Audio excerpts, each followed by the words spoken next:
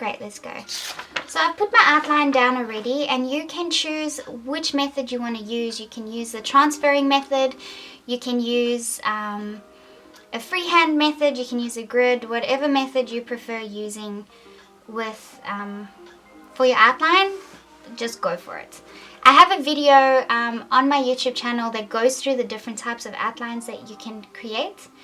The difference between freehand and vector, I think we did with the fox. So that's available there if you want to see how to do the outline. This one I transferred real quick. All I did is I took a print like this. I used a sponge, this one here. And I took a PanPastel color. I covered the whole back of the paper. I'm out of breath. I'm not breathing while I'm talking. Okay, I covered the whole back of the paper with a PanPastel, and then I turned it around. I took an etching tool and I applied the outline just real quick of the cat onto my drawing paper, and it took me like 5 minutes. So it was really, really quick. And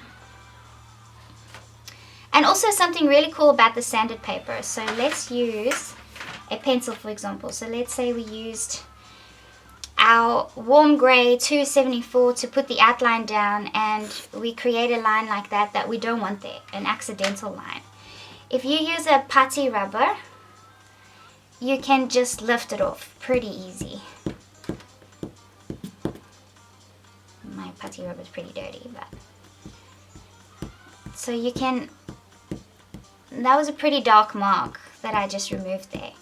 So it's pretty easy to remove your lines if you're doing freehand outlines and you're going to have lines all over the place, then it's easy to define those lines by just using a putty rubber, and it doesn't leave any marks on your paper at all, which is pretty cool.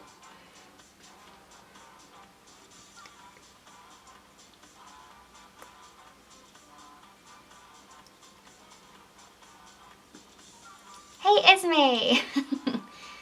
Okay, so I've got someone to remind me about camera today, which is good. Okay, we are going to start off with the eyes. Let's zoom in. So the color palette is in the description, but I'll mention each color as I use them. Oh, and I'm using these 4 Sofft tools. And I'm going to use this triangular sponge for the fur, which I'll show you later. So with the eyes, what I'm going to do for you guys is I just printed this on regular printing paper, and I'm going to keep it really close so that you guys can see what I'm seeing, and we'll try and get as close of a result as we can. So I'm going to start off with the Phthalo blue tint, which is this one, and I like using this applicator, Sofft applicator tool.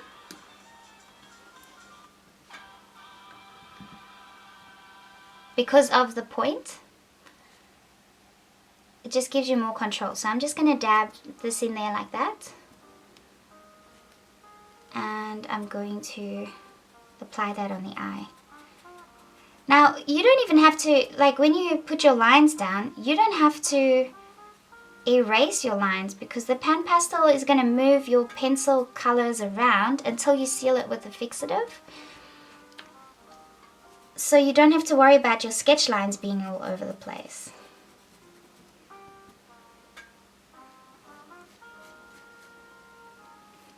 You can easily lose your lines as you add the PanPastel. So if you want to, like the pupil of the eye, I don't want to lose it, so because the PanPastel sort of just rubbed it in, I am just going to take another pencil and just put that line back there so I don't lose it.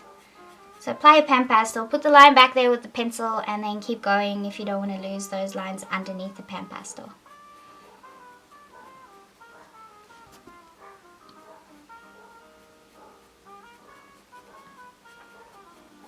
So I love this with sanded paper, because the sanded paper just grips the PanPastel and it looks really strong and bright and pigmented.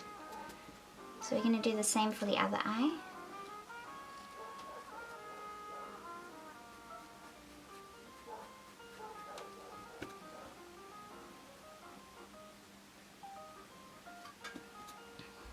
just had deja vu.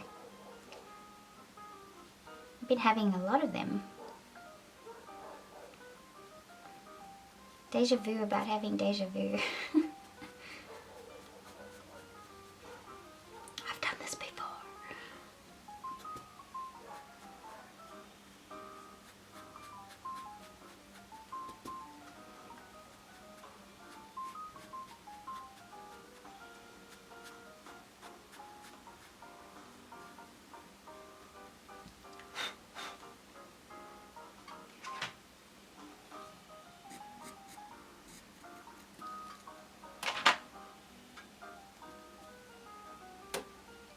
Okay. Now also with the sanded paper and the layering of the PanPastels, you're going to have to seal it in with a fixative a couple of times. Because I won't be able to layer much more than that, and I want the color to still be even stronger than that. Because if you look real close, you can still see the paper is still coming through from underneath the surface. So I don't want that to happen, so if I want to stop that, I'm going to have to seal it with a fixative. And then go over it again. And let's say you make a mistake and you slip and you accidentally do that on your picture, you can take your putty eraser and you can fix it. So there's a lot of room for error because it's very easy to correct.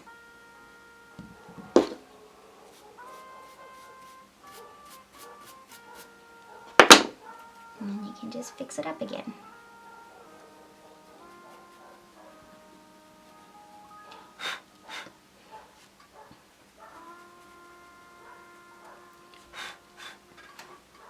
Okay, now I would like to use some of the Ultra Blue Extra Dark PanPastel, and I'm going to use the point of my PanPastel.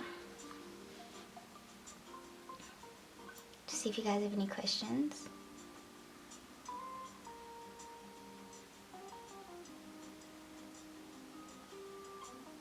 Hey Laurie, welcome! Happy you could finally make a live stream. We're happy to have you.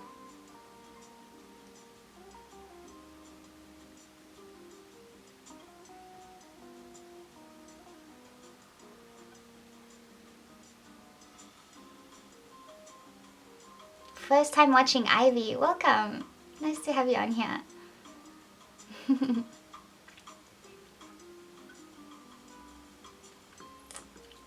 Okay. Julie's saying, I love how using PanPastels are like painting. I know, it's pretty cool. It's at the end of a PanPastel drawing or painting, I think it's just better off calling it a pencil painting or pastel painting. Because sometimes it just looks like an oil painting.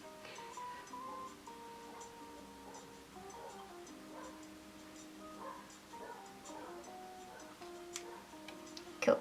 Okay, so I'm gonna turn this upside down and use the point.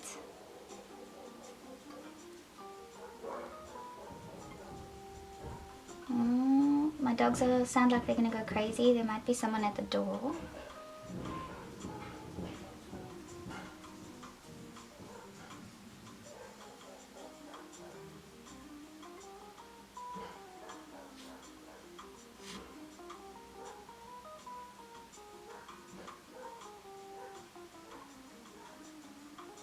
No.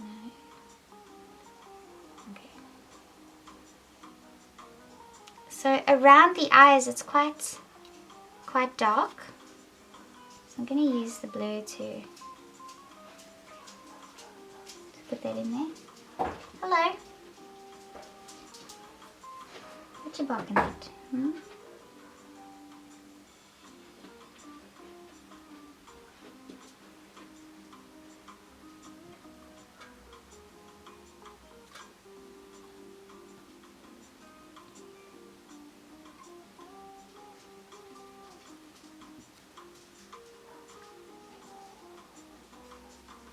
There's not too much on the top of the eyes, so you don't need to apply much to the top.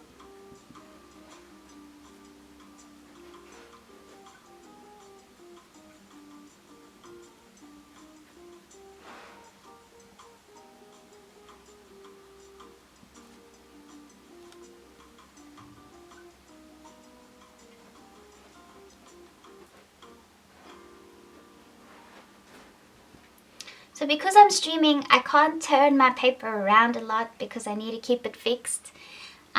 So I would tell you to, if you don't have a video camera over the top of your work, then move the paper around, don't move your body around.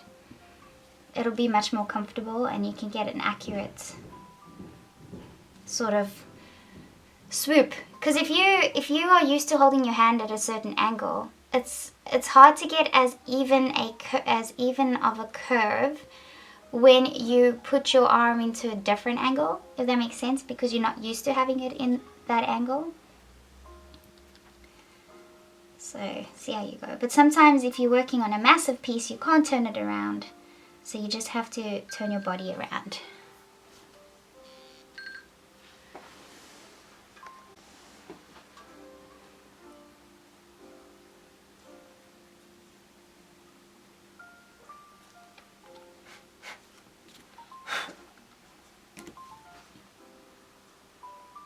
Okay, now the excess that I have on my sponge, I want to just add some in here. Add some in the iris of the eye.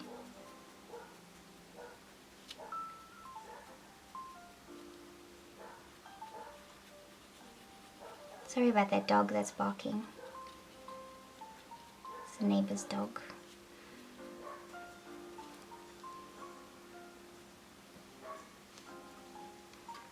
Put a bit more on there.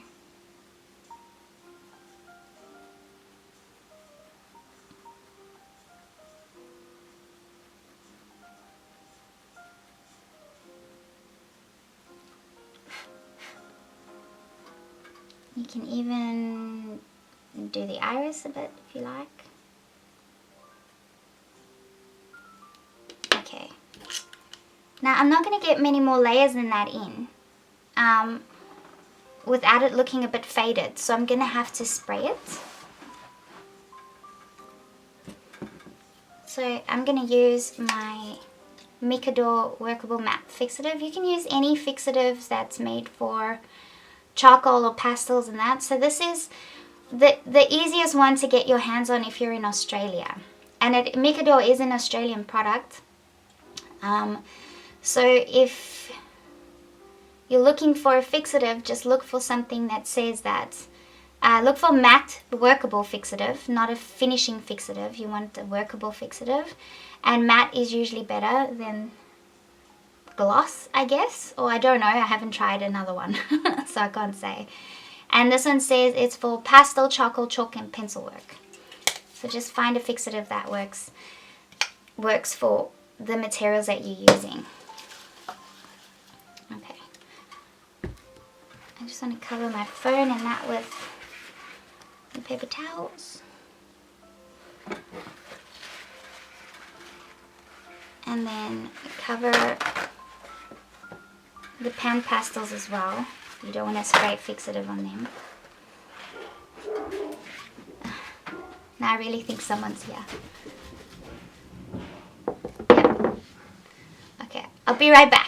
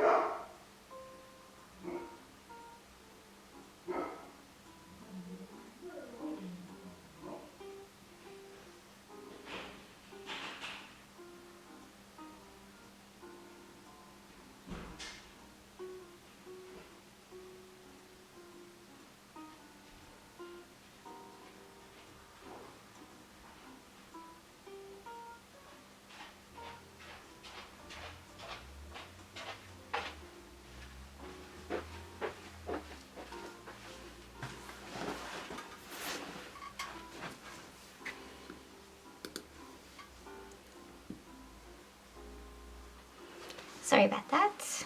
Okay. So I'm going to spray that just on the eyes. And I can actually see where it's spraying. It doesn't take too long to dry, which is great.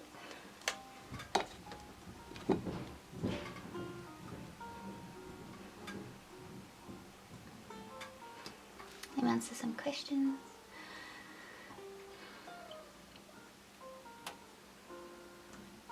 Julie's asking, how would you recommend avoiding pastel smearing when working on another area? I know I will drag my hand through something. I know, I do that all the time as well. I do it all the time as well. So I will get to a point where I'm just going to take a cellophane sheet like this. So, because I work all over the place, and I know they recommend saying work from left to right. That way your hand won't touch the areas you're working on, but I'm going to do an underpainting of all of it before I start adding details over the top. So my hand is going to be over the top of my work. So then you just use a cellophane sheet like this under your hand. And yeah, I do the same thing. My hands get super dirty and I can't work above it. Some people can work above, but I can't. Me, I have to rest my hand on there. So I'm the same. Iggy's asking, where's my pocket watch? It died. The battery died. And you know what's sad? It's cheaper to get a new pocket watch than it is to replace the battery.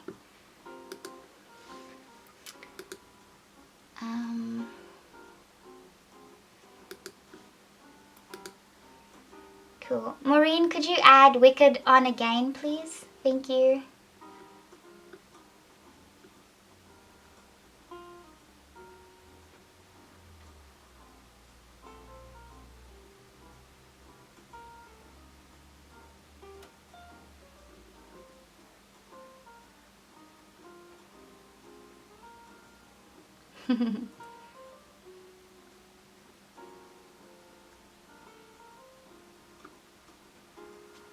Cool. So that's already good to go. So now when we add another layer, let me remove this keyboard so I can see what I'm doing.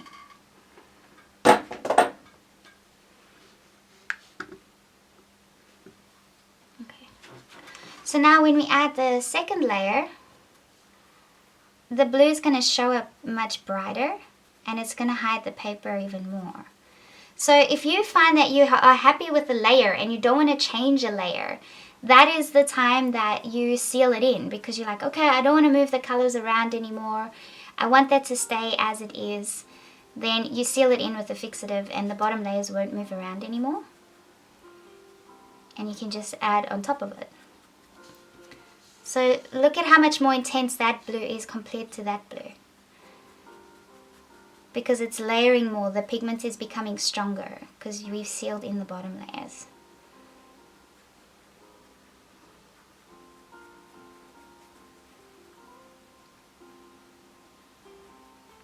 The same goes for when we add the darker blue. Again, that's going to appear much darker as well. So if you find you want to use a really dark color, but it's not getting as dark as what it is in the palette itself, it's because you need to seal it in first and then gradually layer. And the more you layer between fixatives like that, the more pigmented and stronger the color is going to appear.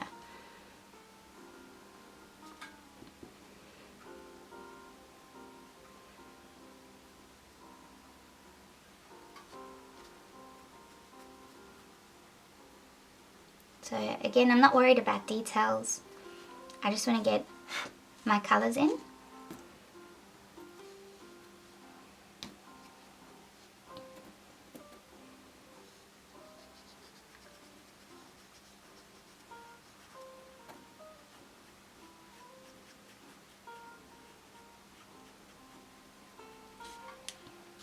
And if you want to clean your PanPastel color, you can just take a paper towel and wipe it off like that.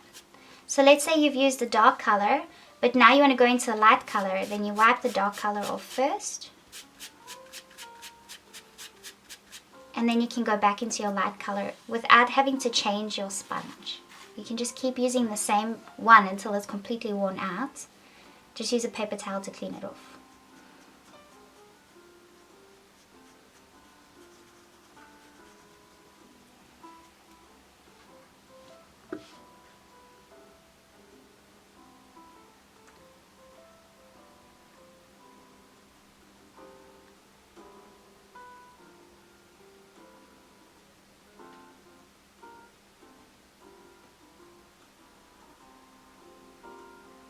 Jody's asking if I've used an easel. I have. I even had a table for a while that was up on an angle. But I still prefer to work flat, I guess. I have a table that's high enough for me to stand, so I can stand right now and draw. And I also adjust my chair, so make sure that my arm is at a comfortable length and that I don't feel like I'm working up here or that I'm working way too low and then arching my head too far over. So making sure that my body, my posture is straight and my arms are comfortable. I'm not overdoing the movement of my arm.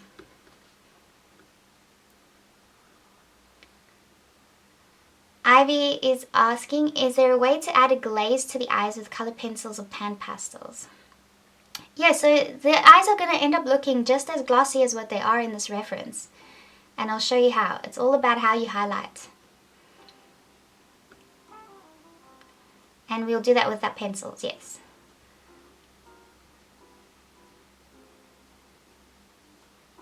Julie's saying, I love layering with acrylics. Watching you do this makes so much more sense to me in this demo.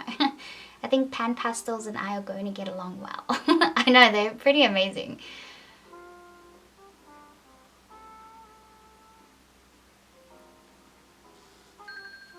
Okay, thanks Esme.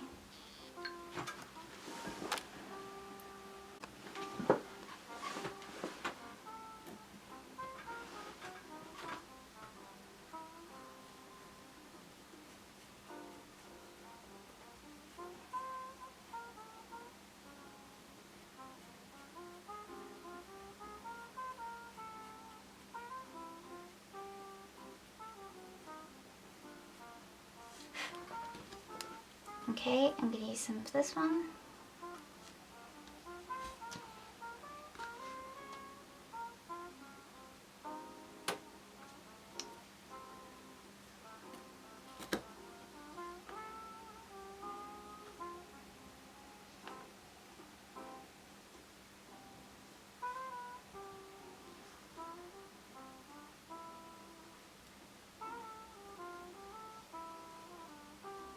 Okay.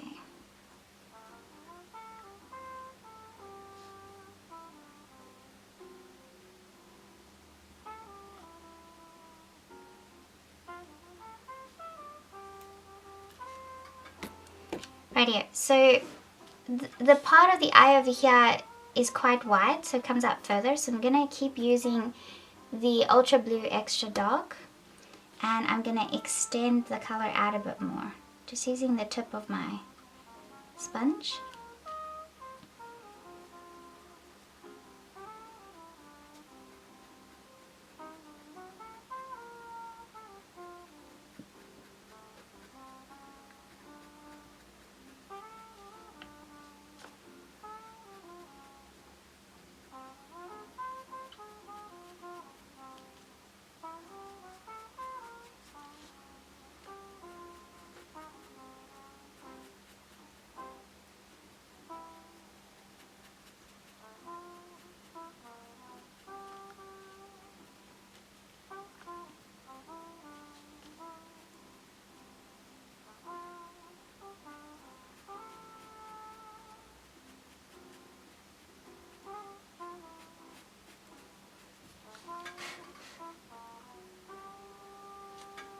So remember, it's always going to look bad before it starts looking good. It's a process of layering and taking your time and being okay with it looking bad before it starts looking good.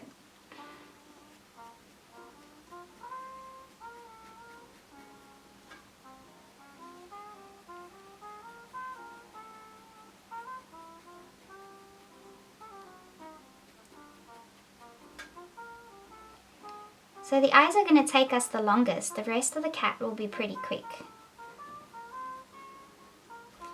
So, and the eyes are the most important because it's what brings the life to the drawing.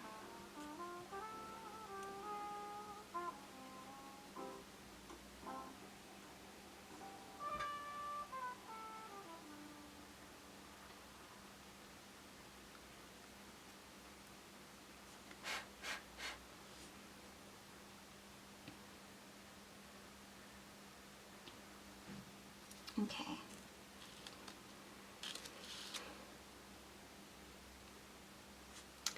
So on the inside of the eye here is a bit of like a ochre sort of color. So I'm going to use the raw umber, or should I say umbery sort of color. And I'll use my little triangular sponge. I love hearing that, Karen.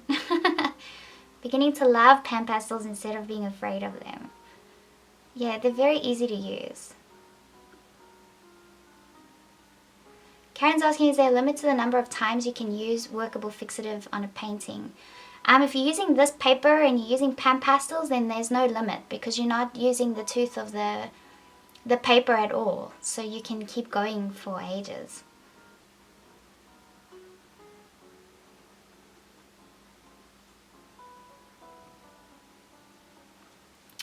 Lady Marigold is saying, I have the Uart 800. Would the PanPastels work as well on that, or do you need more tooth?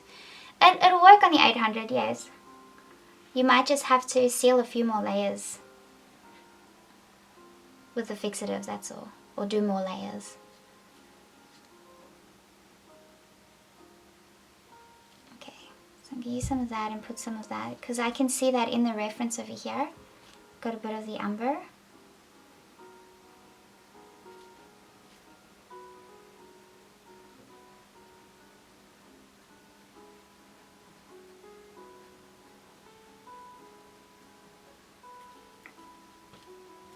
And I'm even going to use some of it in the eye over here.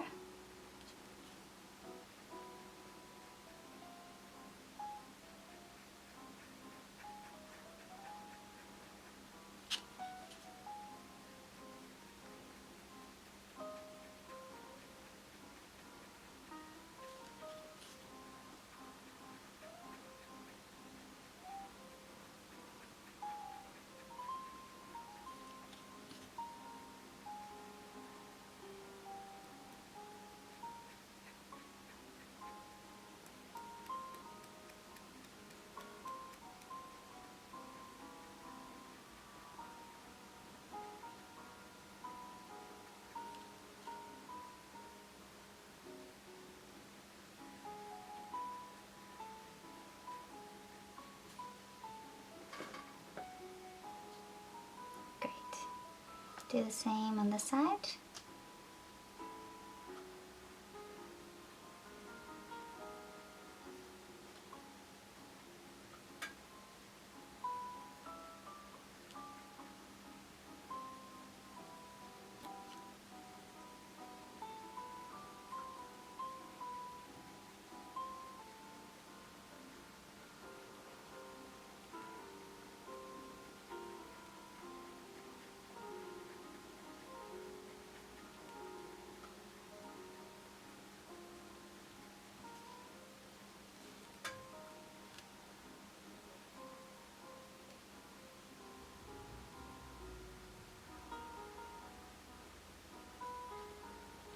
Constantly looking at my reference.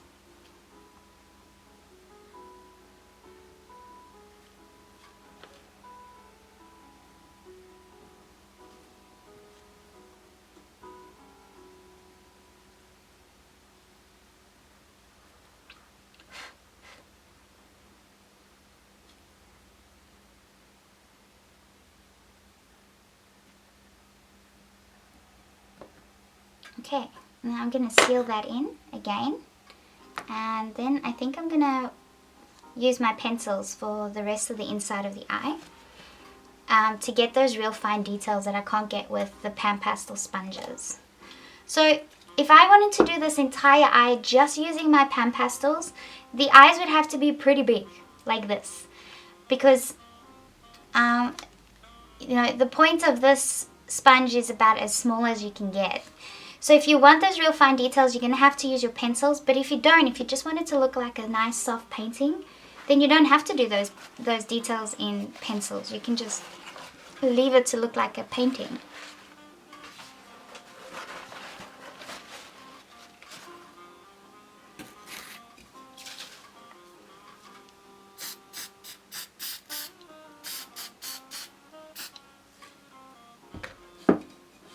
It goes a bit darker when you apply the fixative.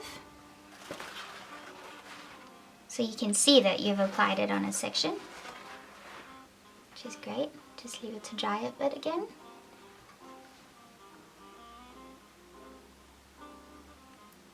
DJ saying, does the pastel dust get in the air? Yeah, I'd say so. It's a pretty fine dust. It's a pretty fine dust, so I would say that it gets in the air.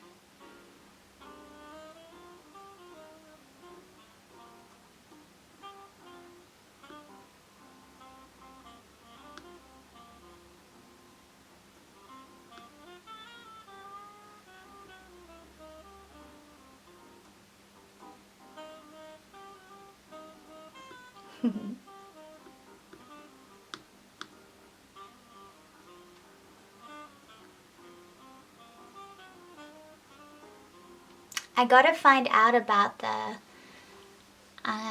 2 more minutes, Esme, thank you. I gotta find out about exactly what's in the PanPastels. I wonder if the booklet tells you what PanPastels is made of exactly.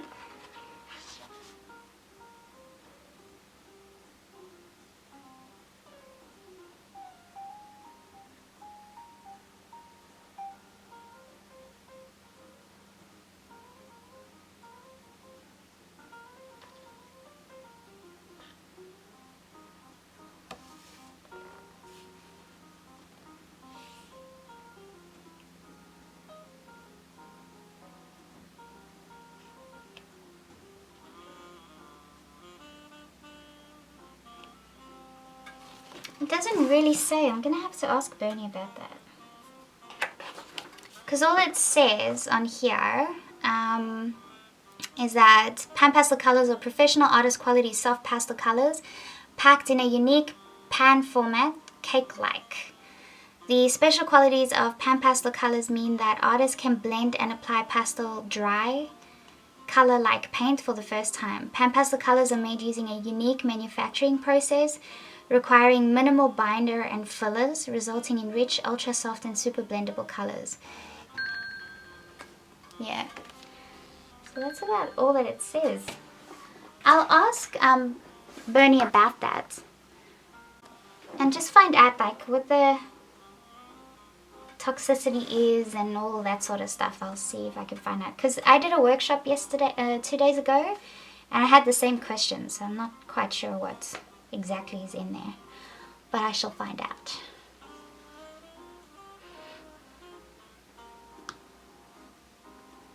Cool.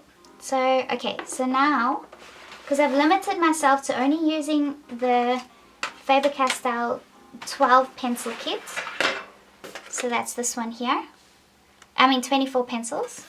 I won't be using any of my others, so I'm just going to use that. And I just want to sharpen some of these.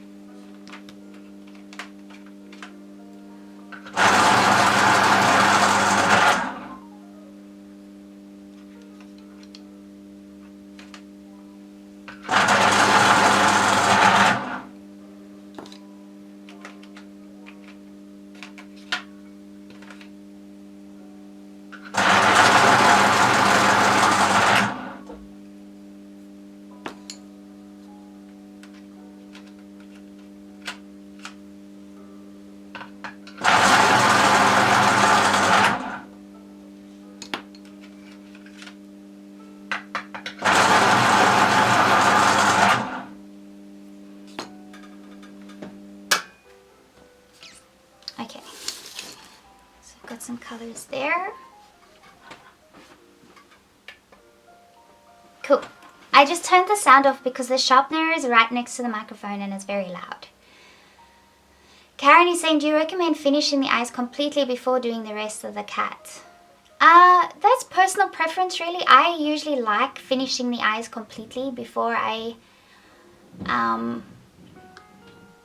do anything else. But yeah, it's personal preference. You have to play and see how you feel about it.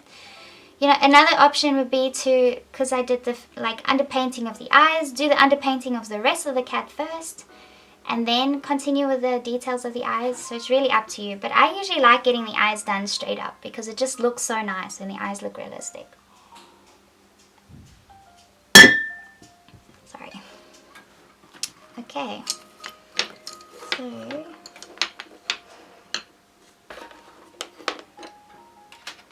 grey and white. I'm going to need these two as well.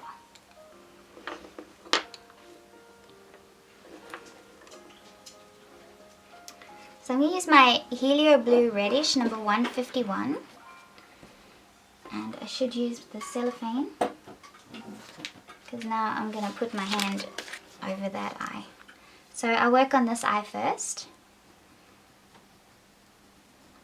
So the pupil is so easy because it's just a line. It goes all the way to the top.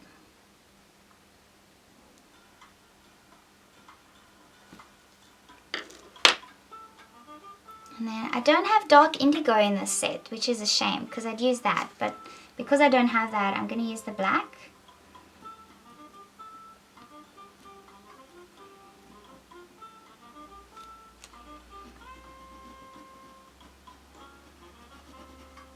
But usually what I do when I'm using black, I'll put another color over the top of it.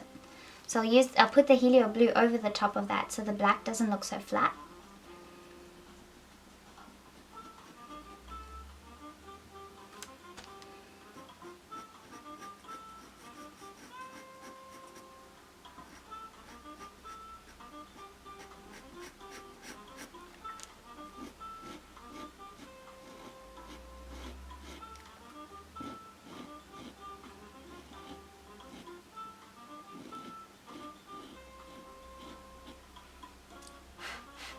So really looking at my reference the whole time.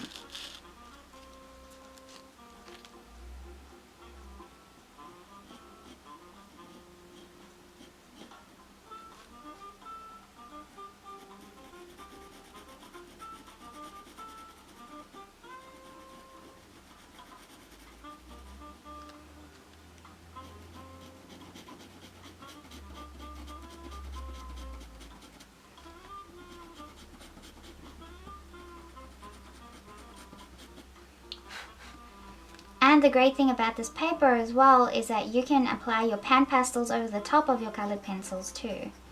So you can seal your pencils in with the fixative, apply the PanPastels over the top. Because I would apply the PanPastels over the top of this section again as I'm going into the fur around the eye.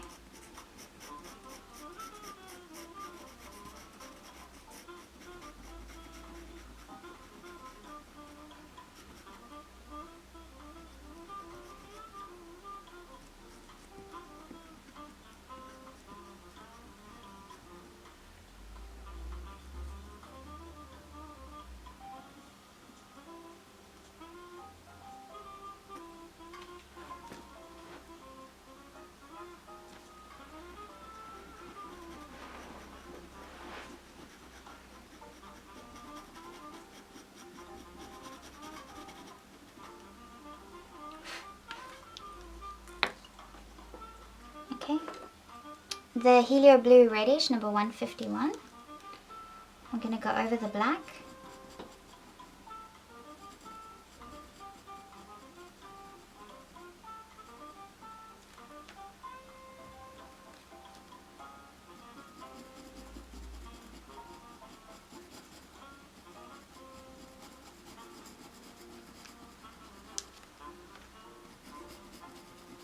That makes such a big difference.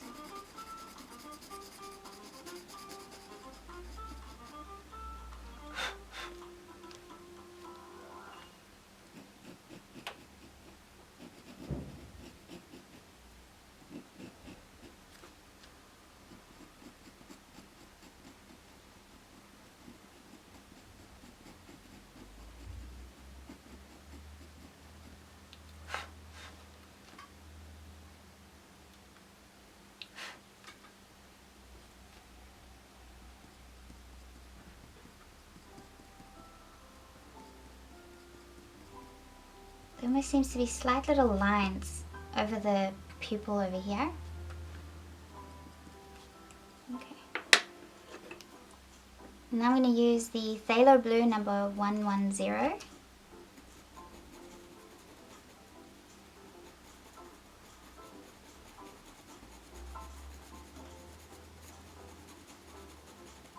So I can see this color over here.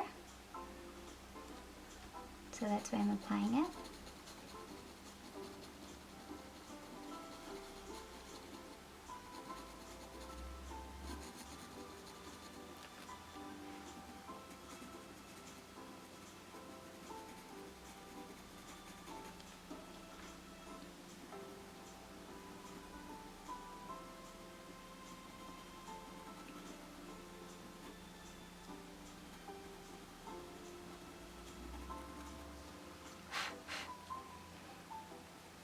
Bit of it over here and there.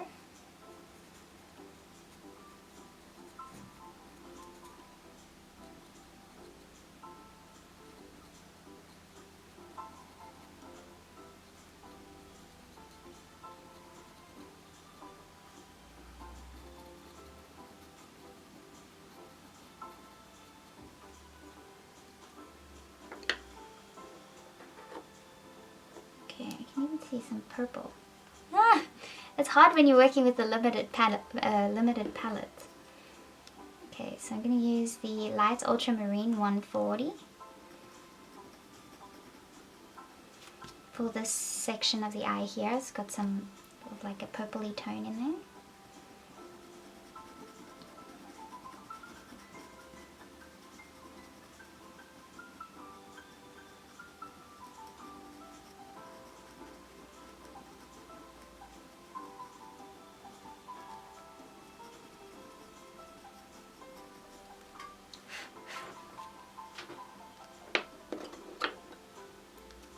I'm going to use some of the warm grey 2, number 271.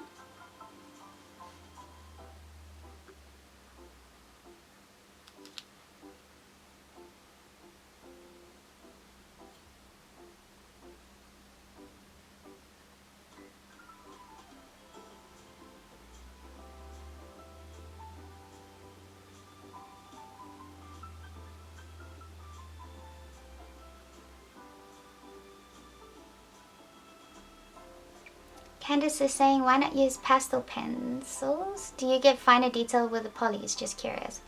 I just use polys because I like using my oil and my wax-based pencils. I don't really use pastel pencils ever. I guess because just my main, that's the only reason, not like a conscious reason. I do have some Faber-Castell pit pastel pencils that I want to try, and I will. But yeah, I like the polys and I know they work really well, so that's why I use them. And I hate sharpening pastel pencils. They're a nightmare for me to sharpen, so I just avoid it.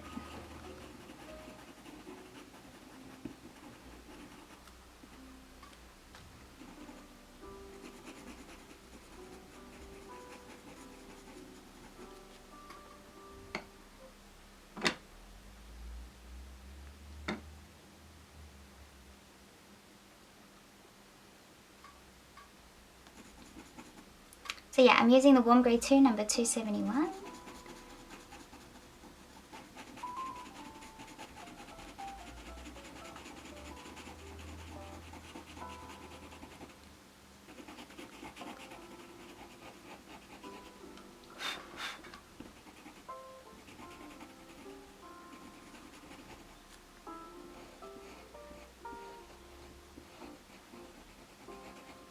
So this is going to help make that highlight sort of appear.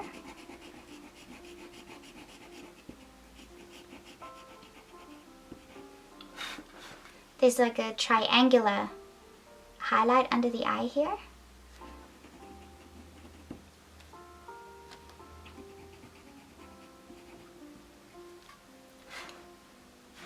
And then if I use some of the white on top of that, it'll make that highlight appear a little bit stronger.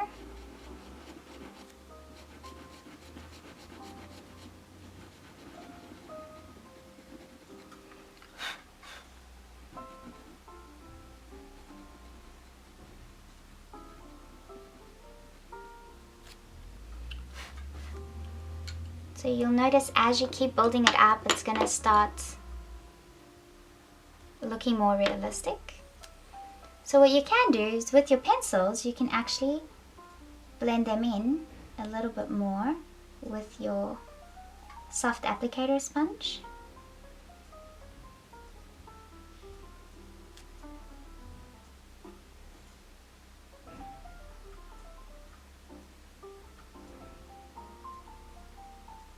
If you want to get the texture of the paper to disappear a little better.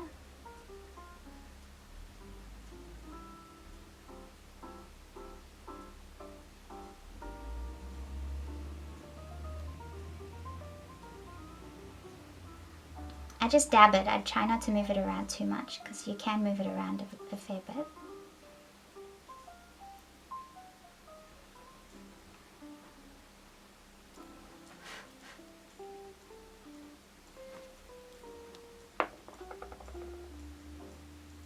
Okay. Now I think I just want to add a bit more of the light ultramarine 140. Because that's the closest I'm going to get to a purple. I'd like to use violet pencil, but because I'm only using the set of 24 pencils, I cannot use the violet.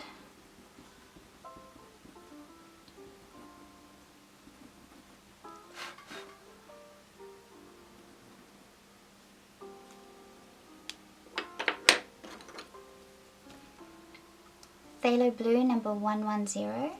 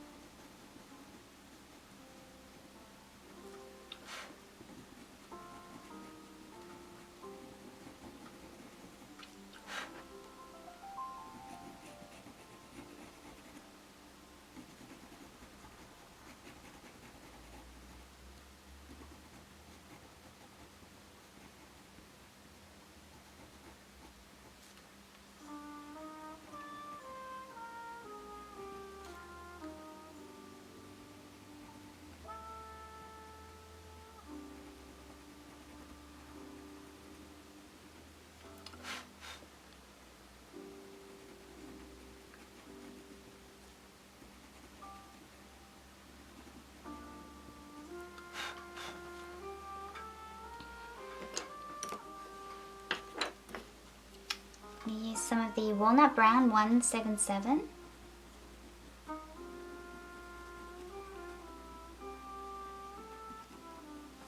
Because there's brownish areas in the eye here.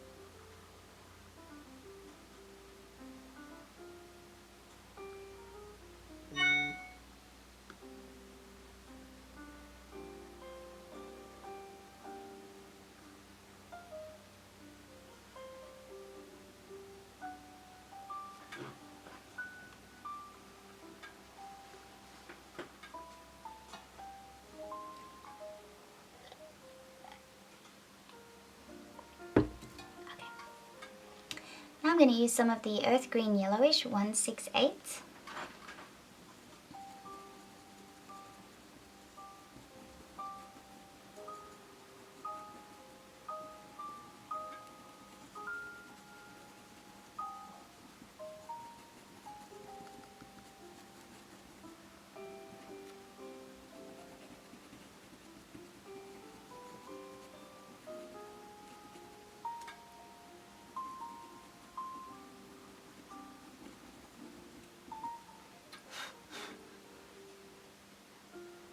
just to apply some of these greenish tones in there.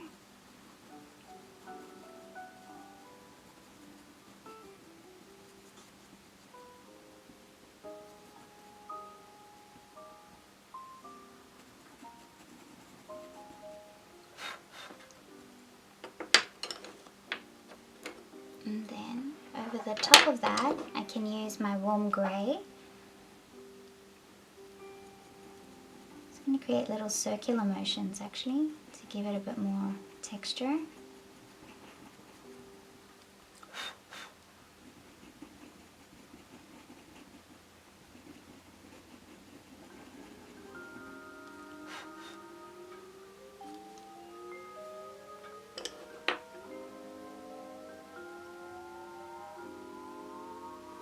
And light ultramarine.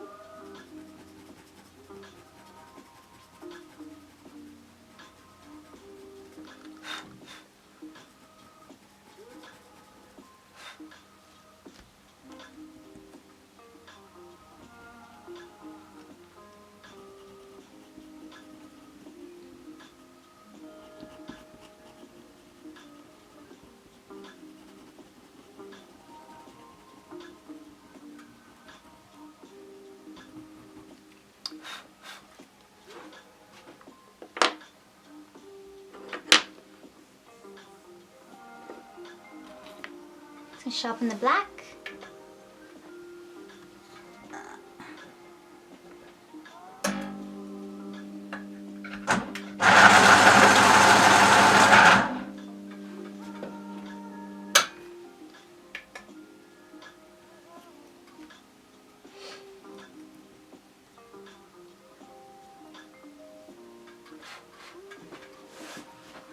Okay, so now I want to do these designs in the eye.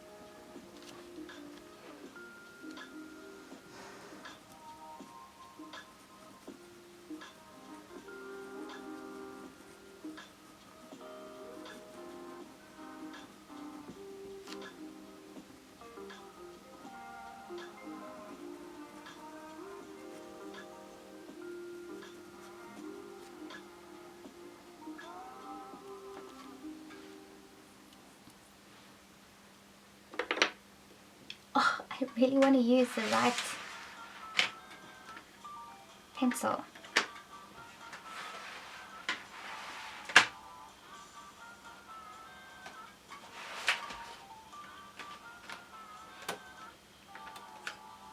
I'm gonna do it. I'm gonna use some of the violet, number 138.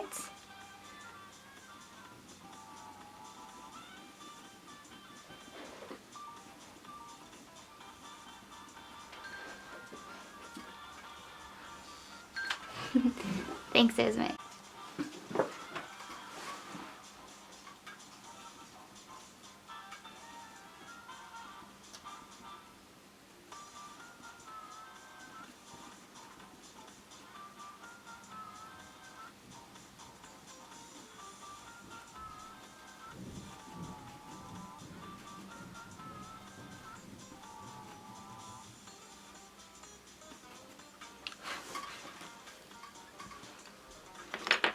Okay, now I want to use some of the Helio Blue Reddish 151, and then I want to seal this in, and I'll show you how I use PanPastel over the top of colored pencils.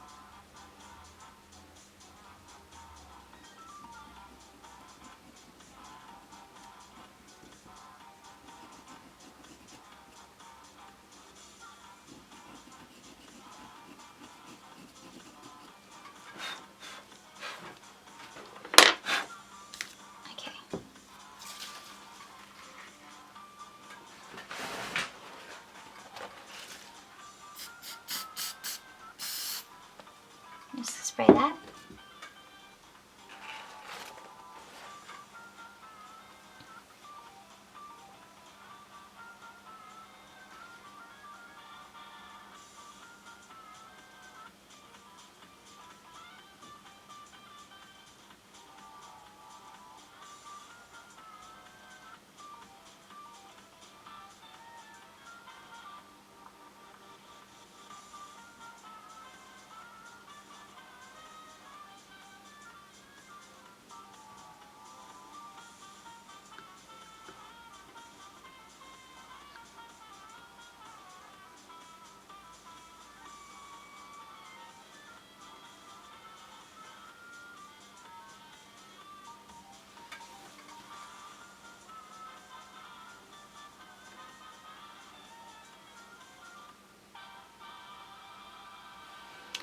Lady Marigold is asking, the colored pencils have a shine that makes the marks stand out as different from the matte pastels.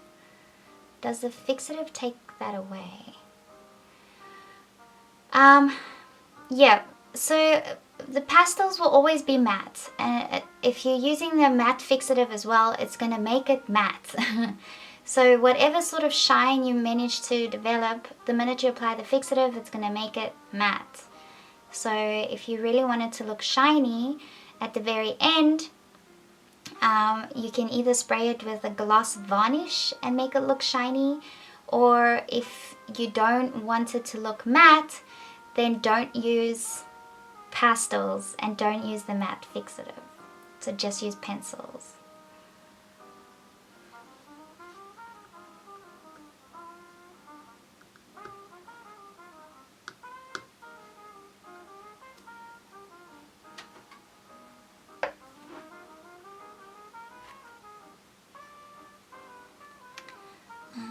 Okay, let that dry. Cool. So now I'd like to add some more of this blue.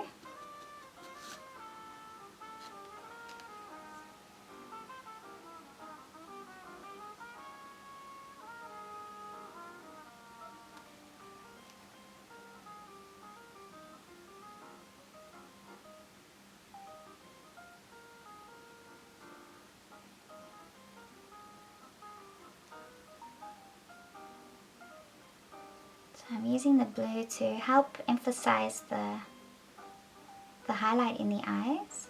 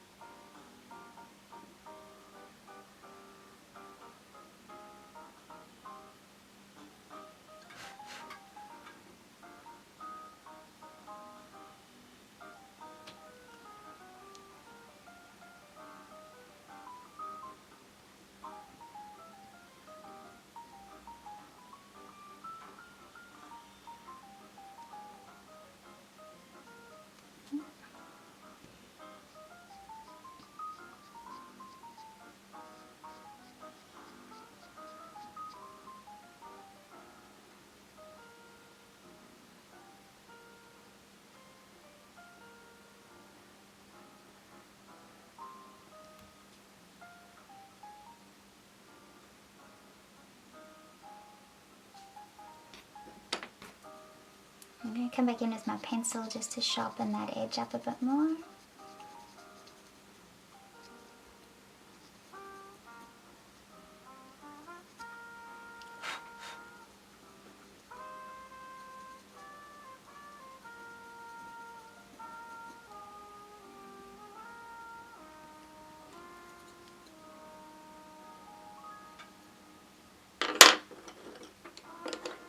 And some of the warm grey to sharpen that section up. You use little circular motions to help add the highlights.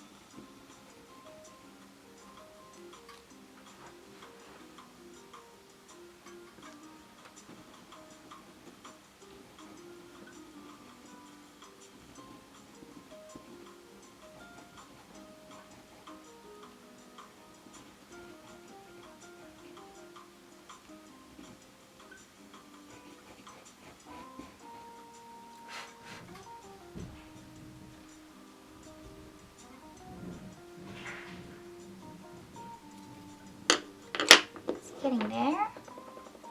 I'm gonna sharpen my white pencil.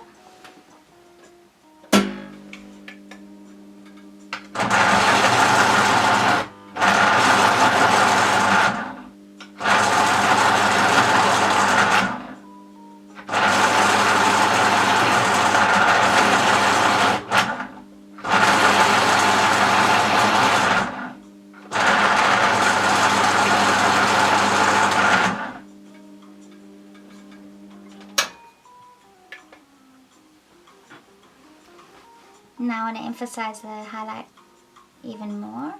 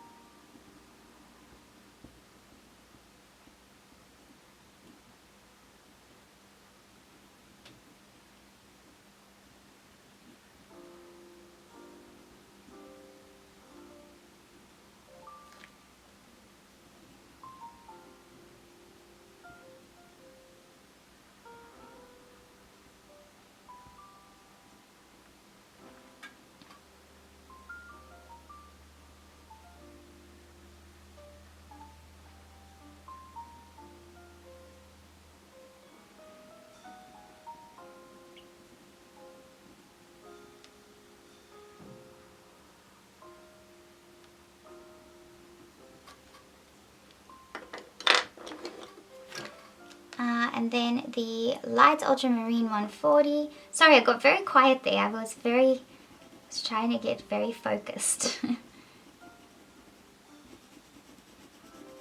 So add color to this section, and then I'm even going to use the white on here just to give it a bit more depth and variation, because it's not completely smooth.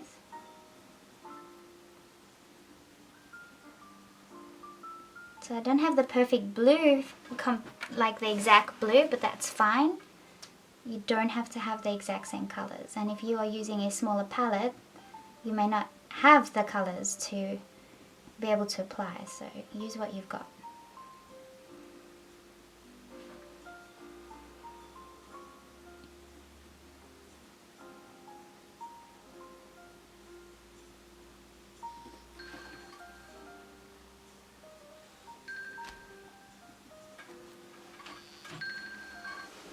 Thanks, Esme. Okay.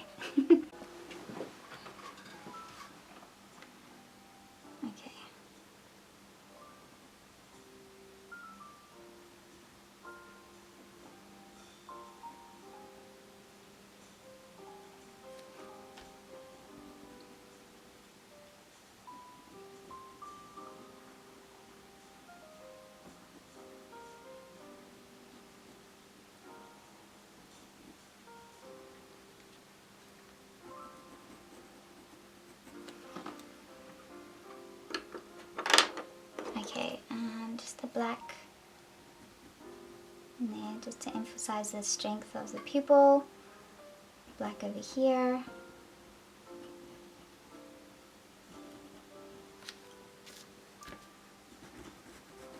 Just under the eye.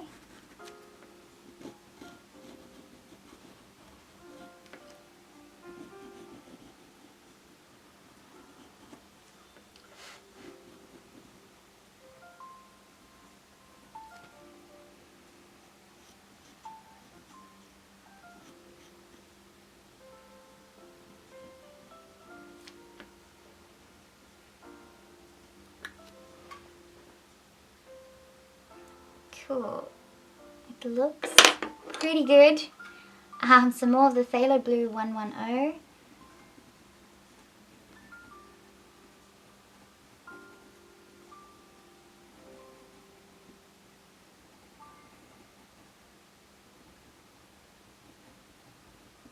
It's very easy to just go on forever and ever. Sometimes you just have to make yourself stop. I actually want to use a little bit of the Raw Umber 180 in here as well.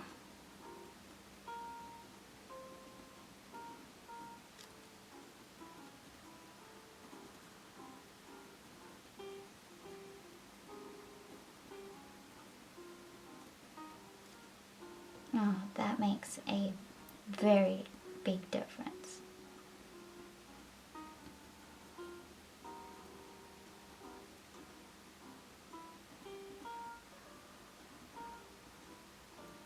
That looks good.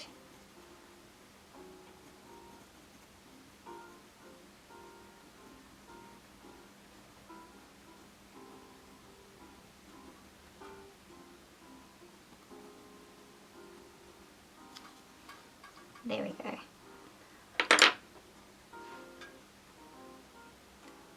So I like the strength in the pigment in my eye compared to this one. I actually think it looks really good. I use some of the Ultramarine 120 to soften this in a bit more.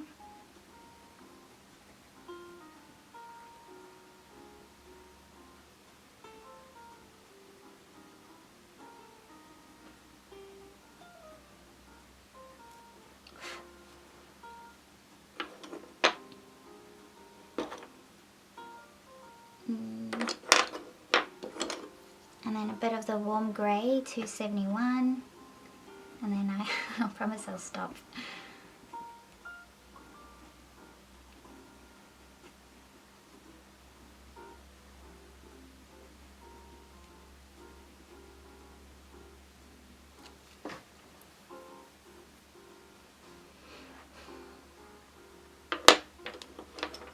And a little bit of the Walnut Brown 177, just under here.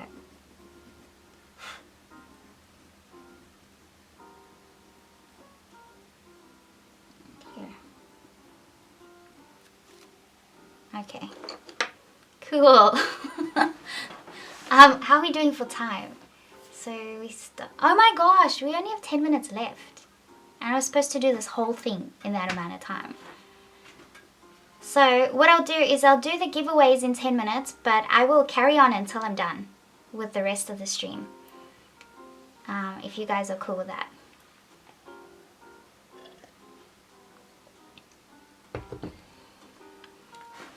So because I like my eye the way it is, I still got to do PanPastels in that around the eye, but the iris of the eye itself I'm going to leave as it is. So I'm going to spray that with my fixative.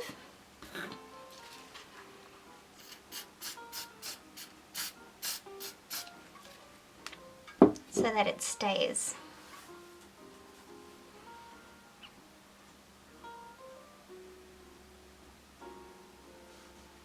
And see what other questions we have. So 8 more minutes and we will do the giveaways. Okay.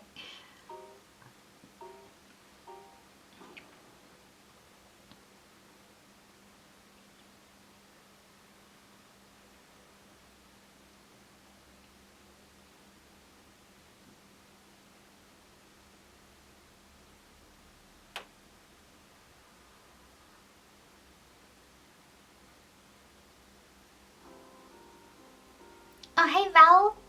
I think you've been on here for a while.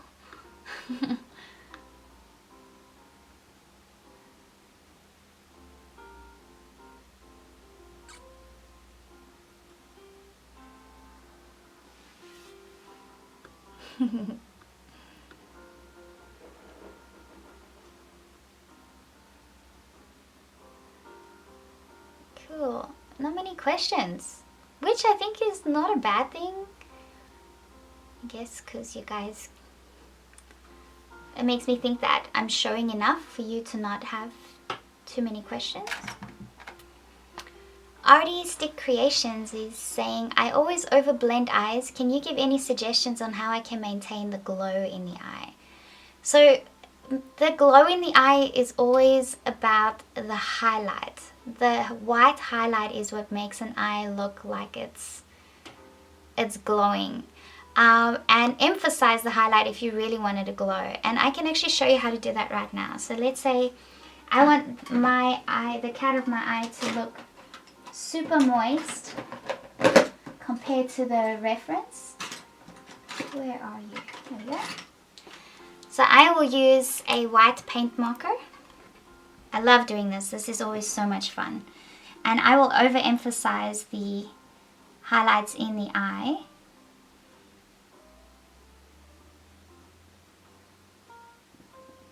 Compared to the reference.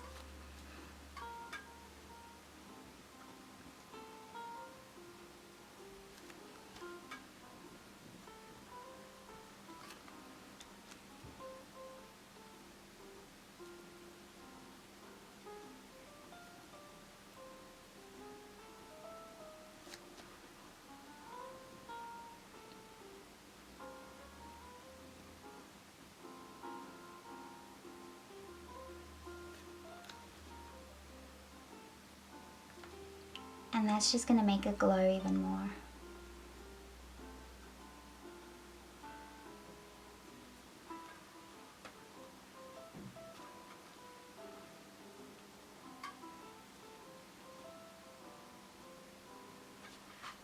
There we go, I'm going to stop. I don't want to overdo it too much. So, and then if you want, you can use an etching tool and just break it up a little. If you want it to be finer. Or clean up any edges that might be too sharp.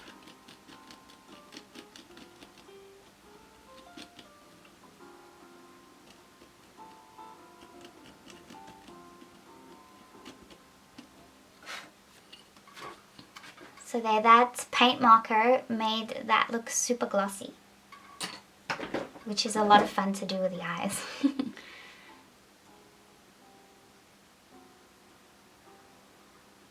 Oh, did I say the cat of the eye instead of the eye of the cat? I didn't even notice. Thanks. You guys knew what I meant.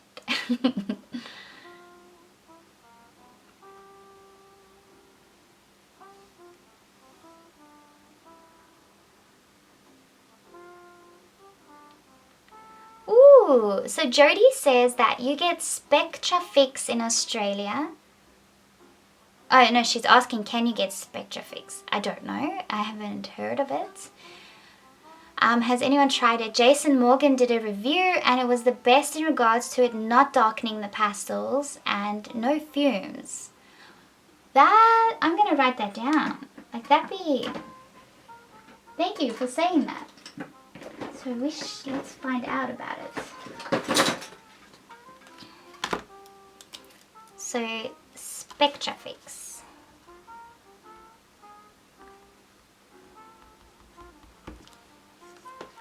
Okay, I wrote it down.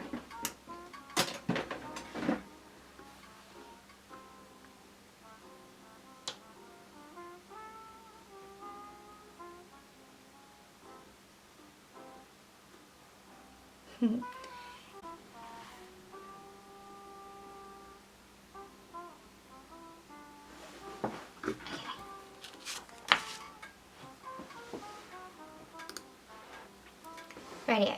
So what do I do with it? So some of the white and the raw umber tint, and put it over here, on the top of the eye.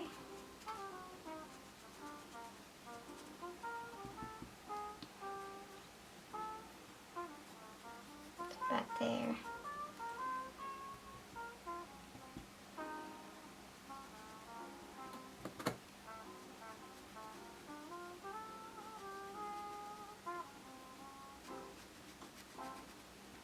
It doesn't look like much because it's close to the color of the paper, but it's there. Then some of the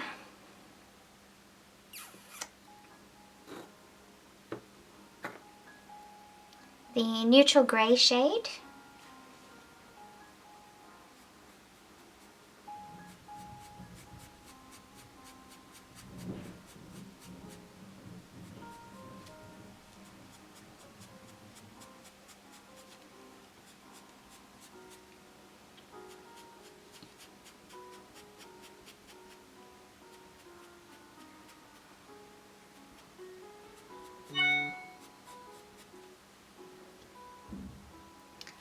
Okay, so 1 more minute and then no more donations, because then that's it, we're going to do the giveaway.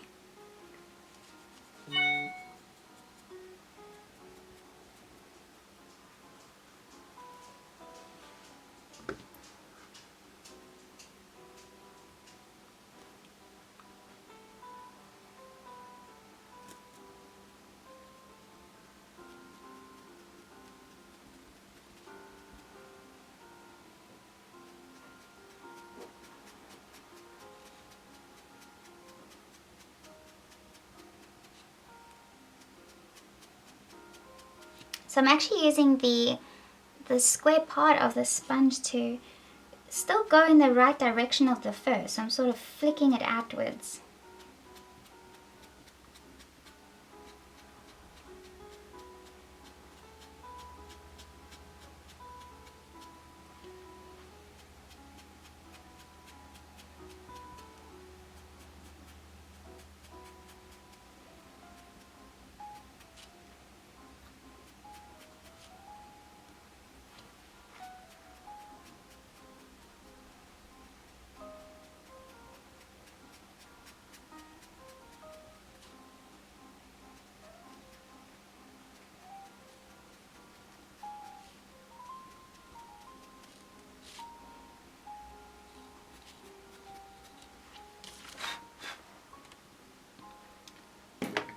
And then what I just did there is pretty much what I'm going to do for the entire cat.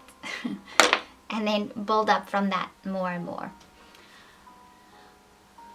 Okay, great. So we're done. Please don't do any more super chats or send in any more donations, because we are going to pick a winner now, or pick the winners for the 3 giveaways.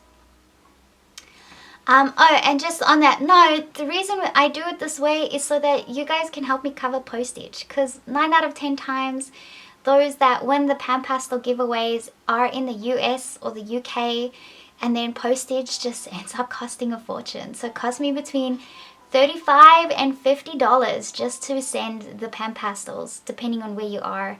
So the super chat is what helps me cover that. So I don't want to be out of pocket. Yeah, so good luck, everybody. I think everybody's on the same page now. Okay, so we are going to do the first giveaway, which is the set of 20. Make sure nobody else. Awesome. I'm just checking Maureen's all good.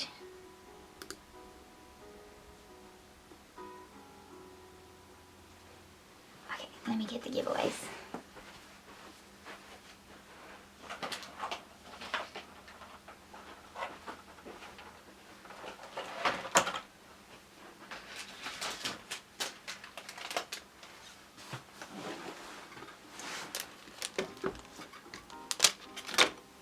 Rightio, so the first one is a set of 20, which is the Pure Colors set, the painting set. And that is this one. I'm going to zoom right out so you guys can see the whole table.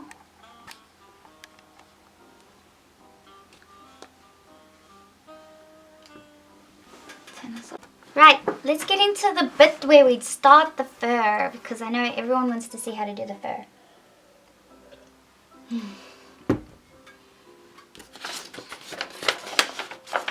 So I want to do the underpainting. So underpainting is just the first couple of layers, or the first 1 or 2 of the whole cat. So I think I'm just going to block in my neutral grey shine and probably a bit of the raw umber, and then mix that up with the white as well. So let me put those three colours here, because I'm going to just dab my soft tools in there the whole time. Oh my Christmas stuff, not yet. Excuse me.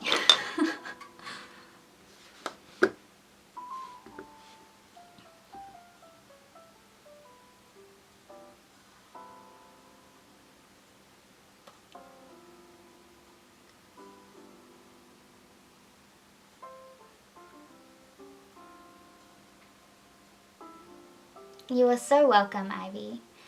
Robin is saying reference pictures on a printer. Do you print your pictures? I'm not sure what your question is. It almost looks like it got cut off short.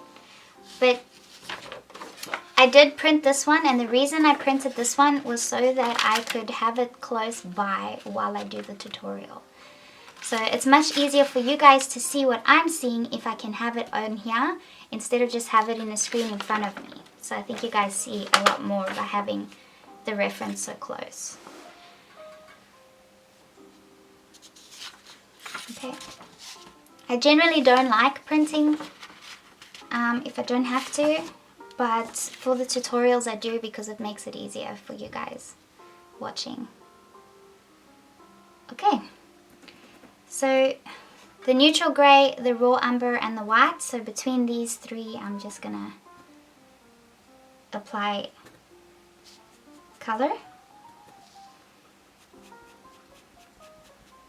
If I want something to be lighter, I'll add it into dip the white into it.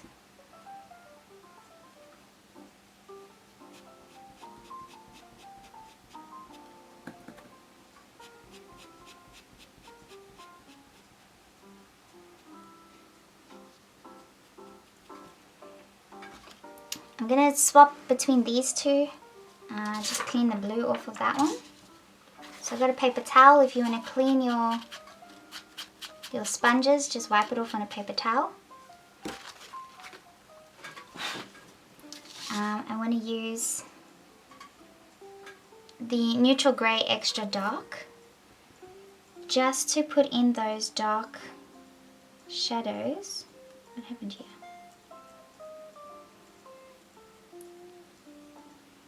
So I can see exactly where the, I see, yeah.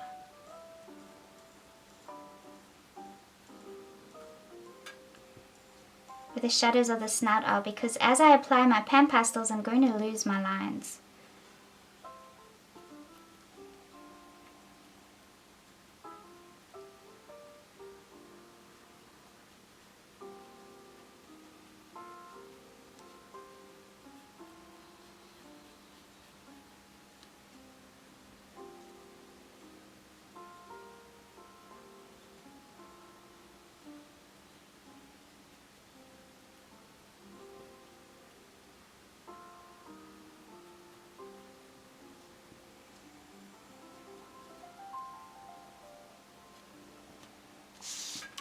Let's just block that in anyways. So where the stripes are, so all the stripes on the cat and these dark areas here by the whiskers and that's what I'm going to do now using the neutral grey extra dark, just so that when I start blocking in all these other values I'm not going to lose my outlines.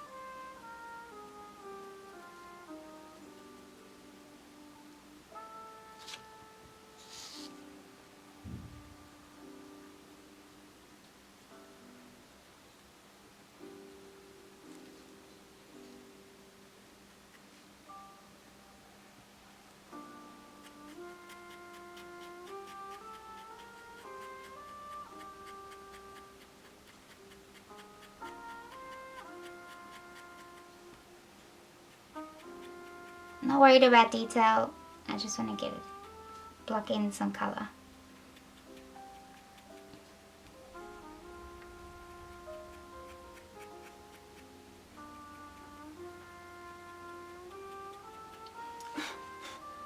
The whiskers I do completely last. So the great thing about this paper is I can use my white pencil at the end or a light warm grey pencil at the end and apply the whiskers straight over the top.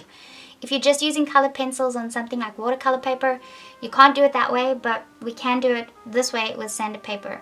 And that's what I'm actually teaching now in my student portal. I've started a new curriculum that started at the beginning of this month where we're going to go through all the different paper types, pencil types, all that stuff. If you have a look on my YouTube channel, about 3 videos ago in the uploads, I've got a video on what the student portal looks like and where you can find the breakdown of the curriculum instead of me just repeating it in this video. So if you're an utmost beginner and you want to know where to start with pencils, then check it out and you guys can see if that will interest you or not.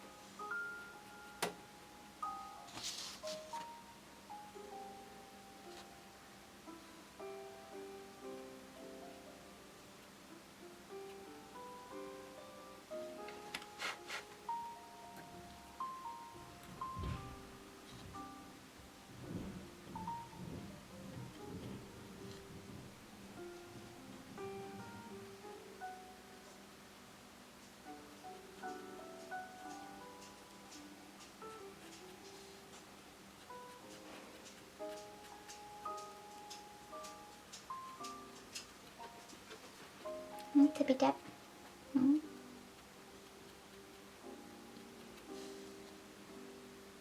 Okay, so that's made everything a lot easier for me already because I can see those dark areas.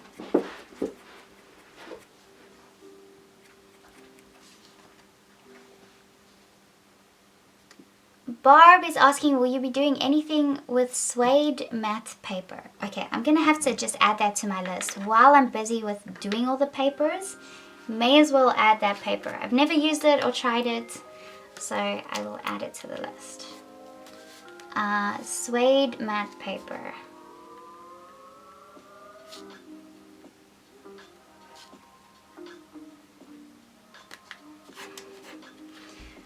I already hate that word. Because if it's suede, it's probably from an animal, and I'm so against using animal products. But I'll check it out. We'll see.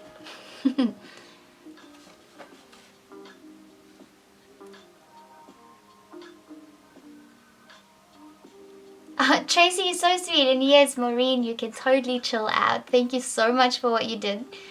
I did thank Maureen before, but I must just really thank her during these live streams as well. Maureen helps me out so much with moderating the chat and stuff, so I am so appreciative of her.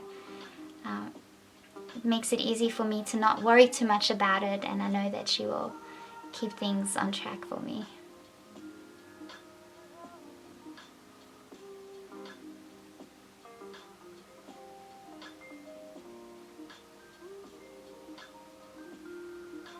Karen's saying I should consider making these a gift certificate instead of having to mail all of these. Well, see, PanPastel sends me these giveaways for free.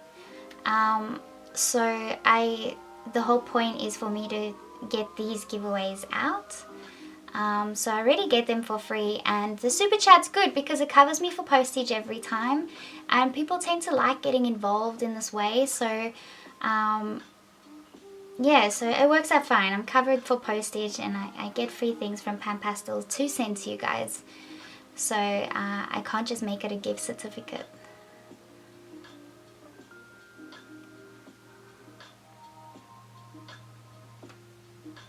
Okay, Bob said it's flocked. It's called suede. It's a fun paper. Okay, cool. I'm very, very happy to hear that.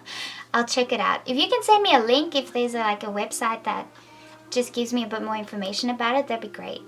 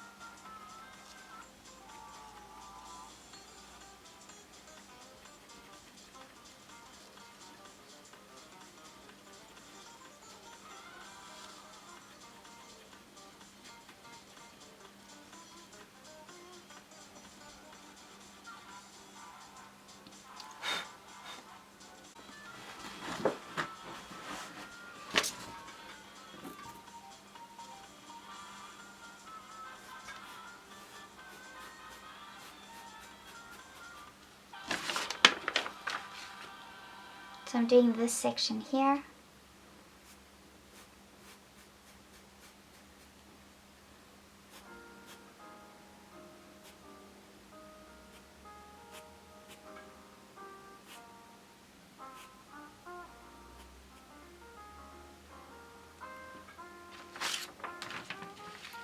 And then underneath the chin.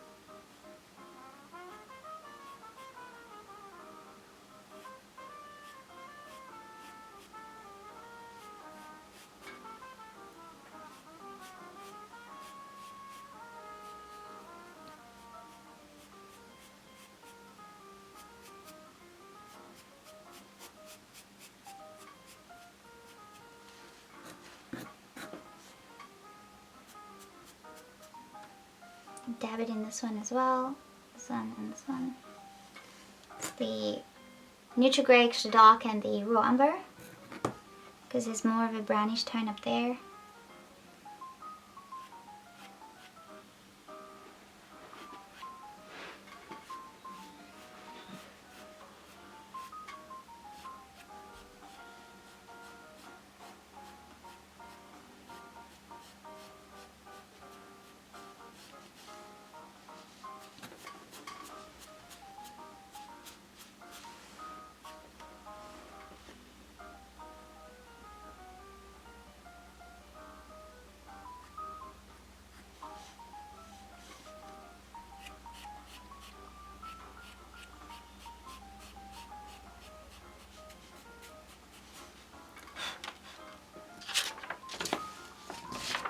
See what a difference that made already? It's pretty good. Okay.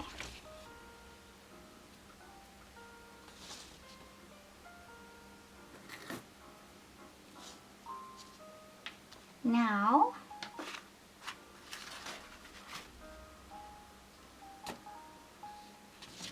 I'm going to use this triangular sponge, and again I'm going to be sort of mixing between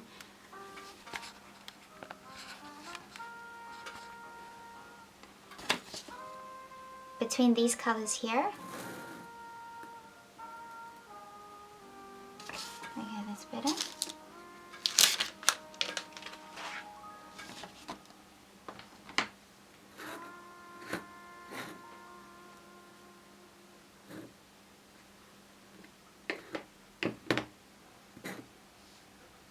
So I've got the neutral grey tint over here, the neutral grey shade over here, the white, the raw umber tint, raw umber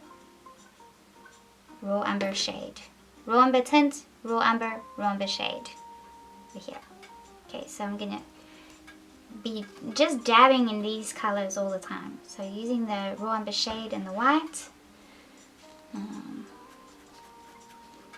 gonna use the flat tip of the sponge to sort of create those wispy motions.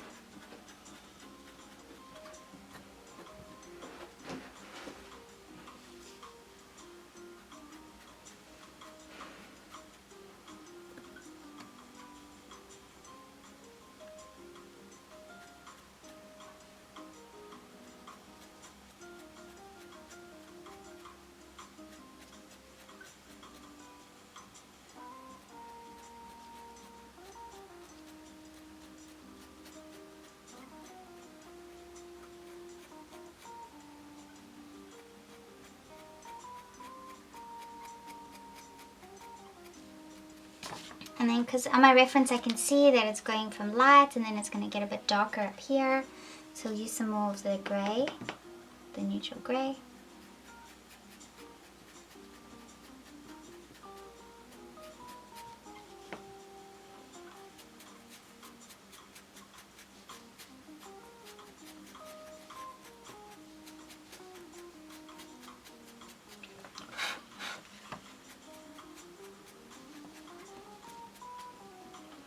And I want it to be even darker, so I'm going to use a neutral grey extra dark as well. So let me add this to the top there.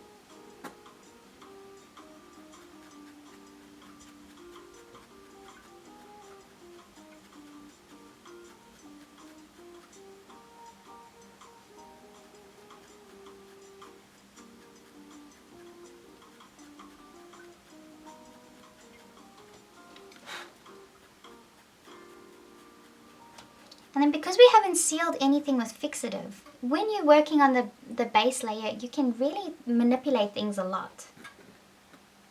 So you can constantly work. If you've gone too dark, you can just keep rubbing it to make it lighter. If it's too light, you can see which areas need to be darkened.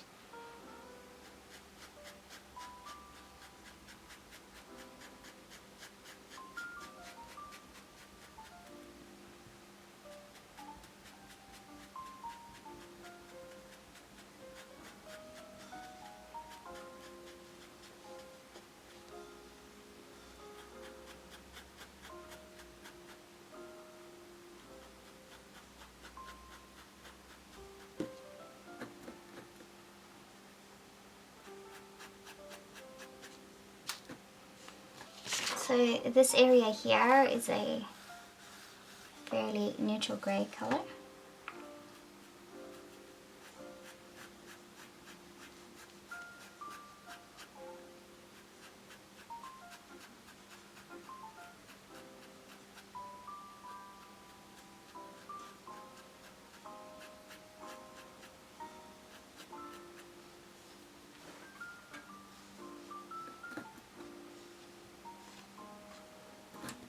And under the chin it's like the white and the raw umber tint, because it's more of a warm tone than it is a cool tone. So if it's a warm tone, we're going to use the raw umber tint.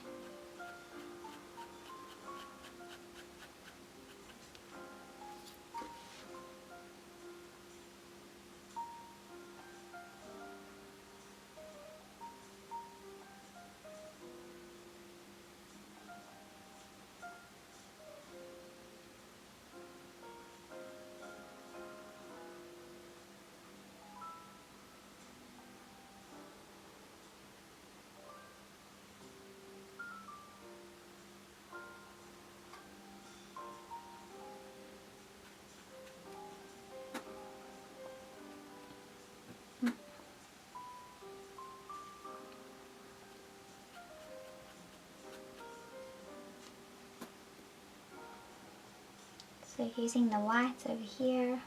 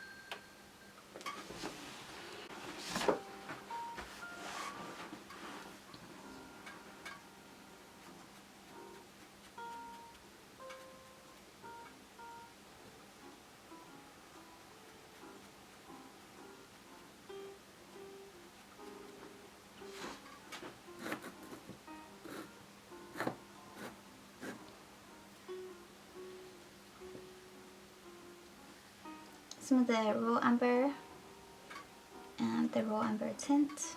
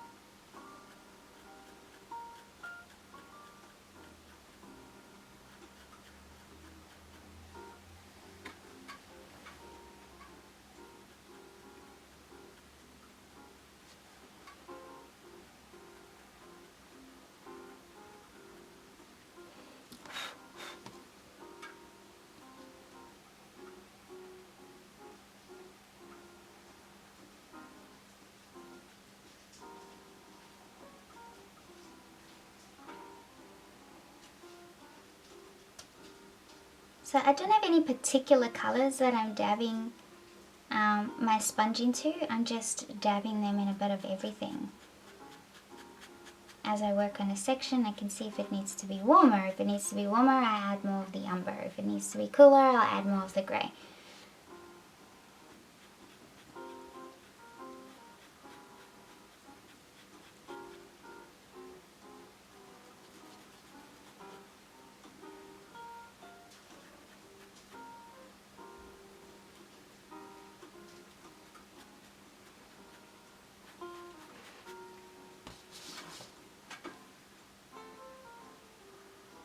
You can see a line across here, and I know why.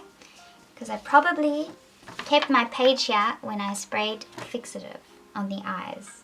So it's creating that line, which is fine. As we add more of our layers, it will disappear.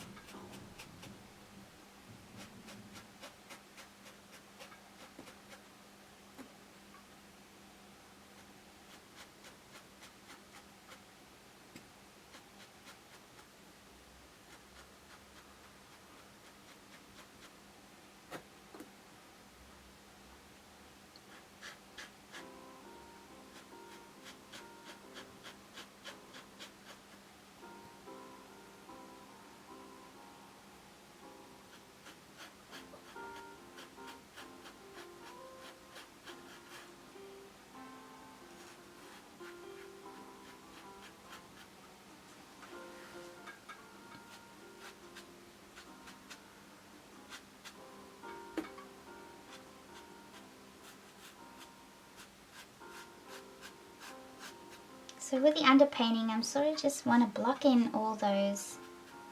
I want to block in the paper. I want to put a layer that's completely filled the paper.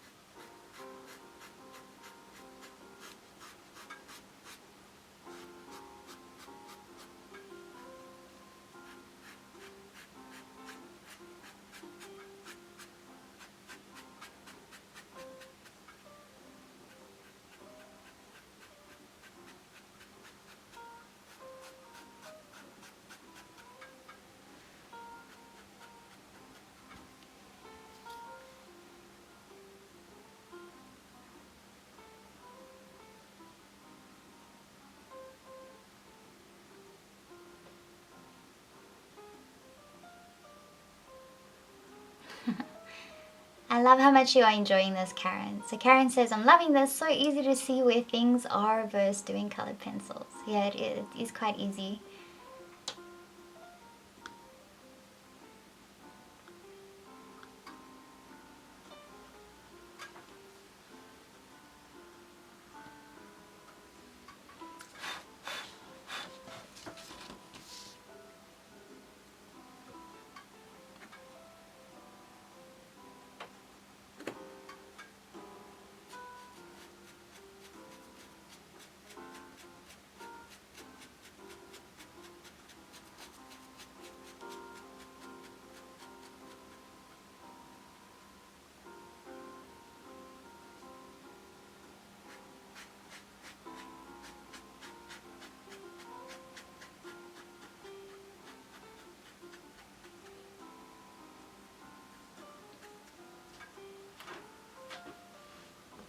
Now to make it even easier to spot things, I'm going to use the white and this oval sponge. And I just want to emphasize the areas of highlight.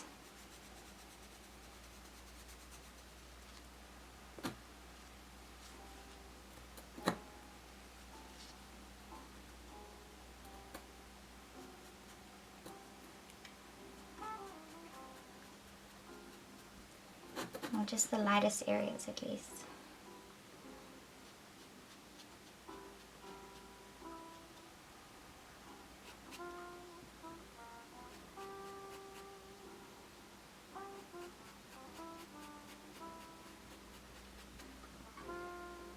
Because when I spray it with this fixative, it does dull down the lighter areas quite a bit. So it's almost like the white that I put down kind of disappears, sadly. So I just want to add it in a bit more.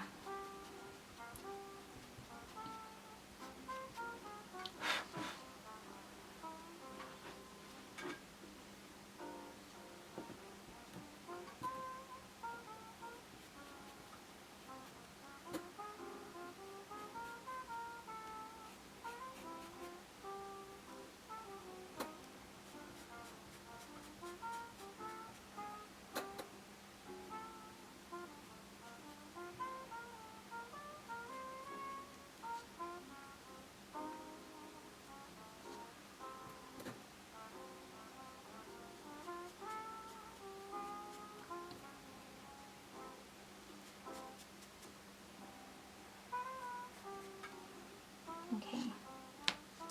Now I want to add the darker areas again. So I'm going to use this sponge that I use for the eye and just clean it off.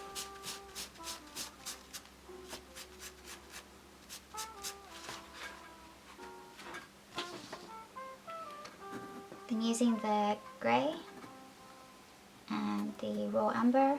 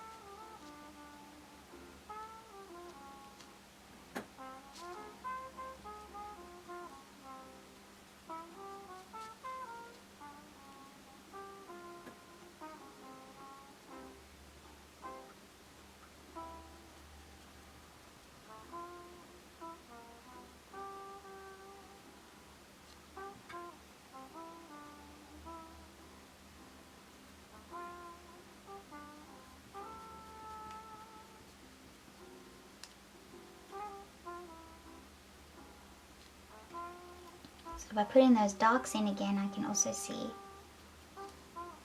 exactly where the darks are. So know where your darkest areas are and know where your lightest areas are, and it's easier to do the rest.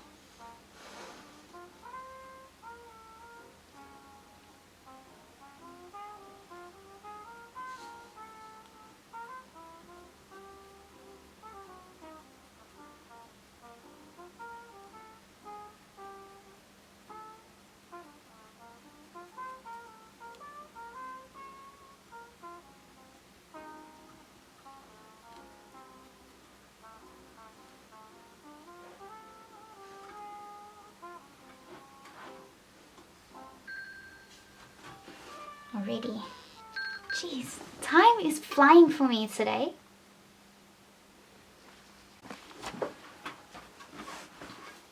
So when you get your head in the zone, you cannot,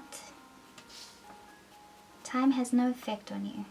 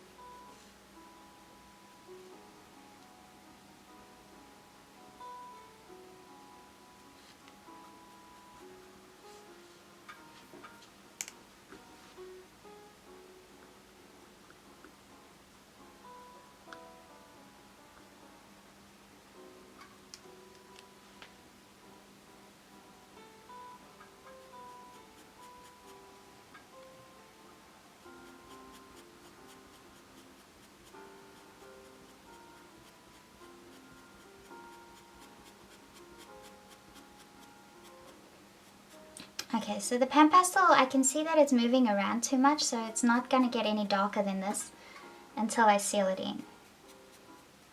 So I'm going to have to spray it.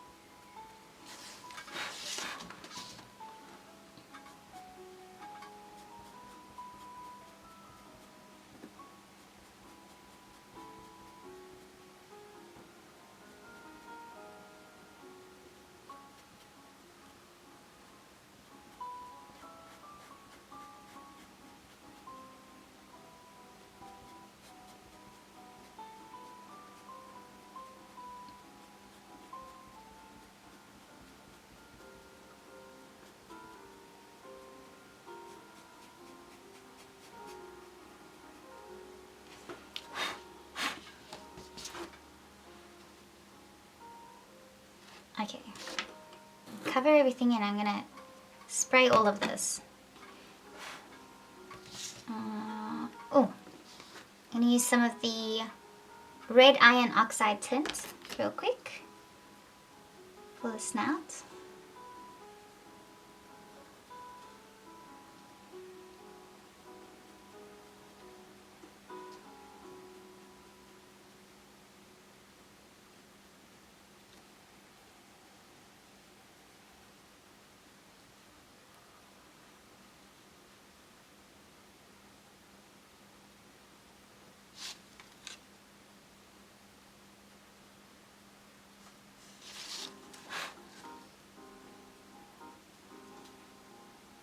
Okay, now I'm gonna seal it in.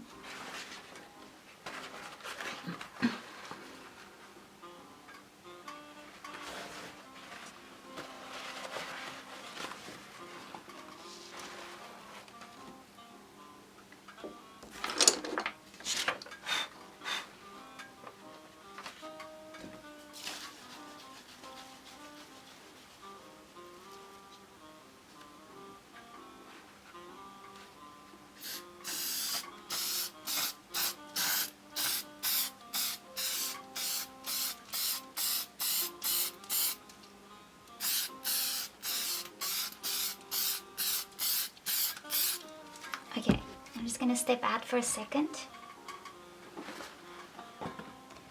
while that dries.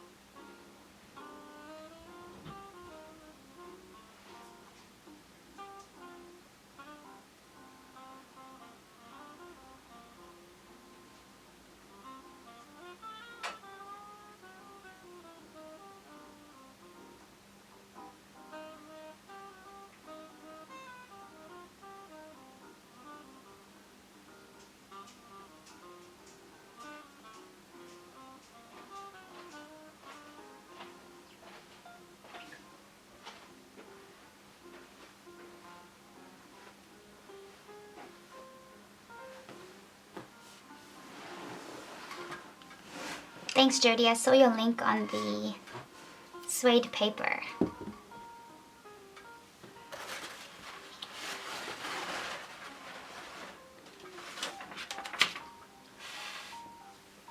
Still a bit wet.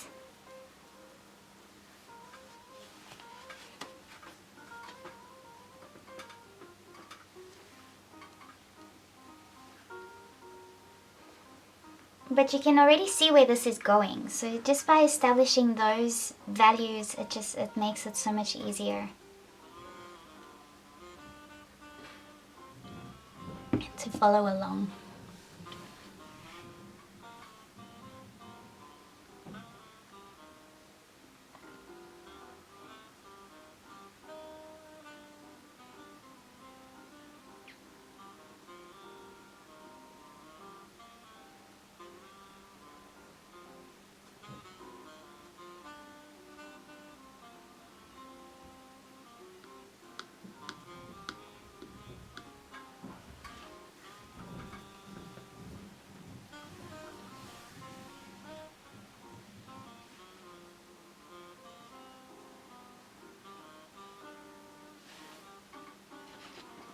Okay, so if I look at an angle and I can't see any more shine, then I'm okay with it and I'm just gonna keep going. So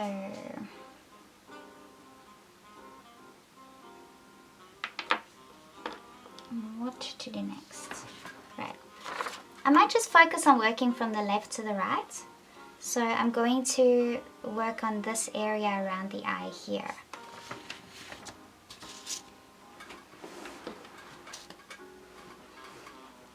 So using, there it is. Using my flat edge sponge. Use my raw umber tint and the white.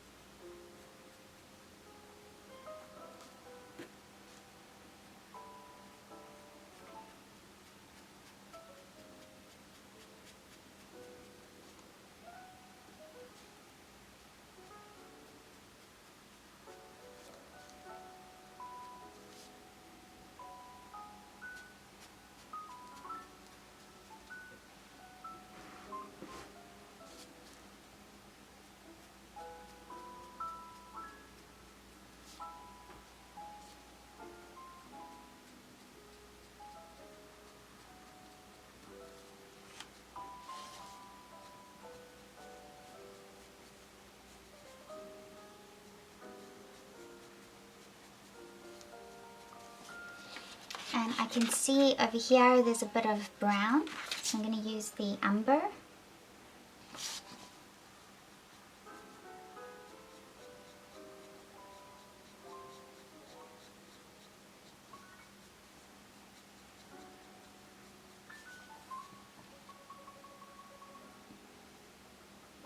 And then this color here, I want to do this color everywhere first before adding these dark colors. So do the lighter section first, again using the raw umber tint.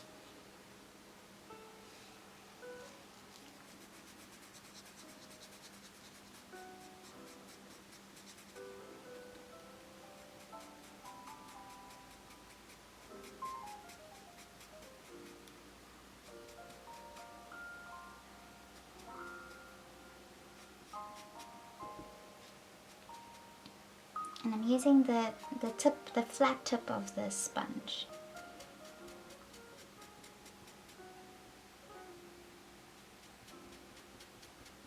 Working in the same direction that the fur is going in.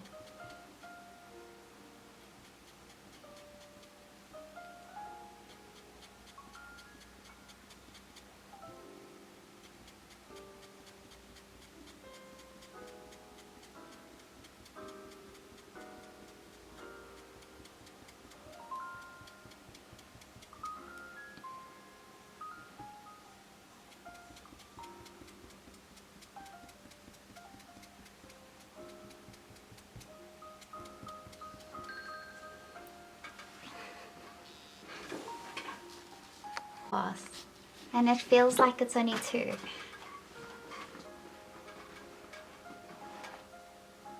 Hey Esme, yes, I am still recording. Welcome back.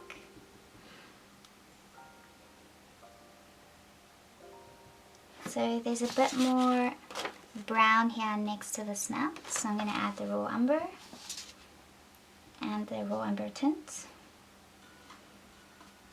So when you focus on one section, it makes it a bit easier.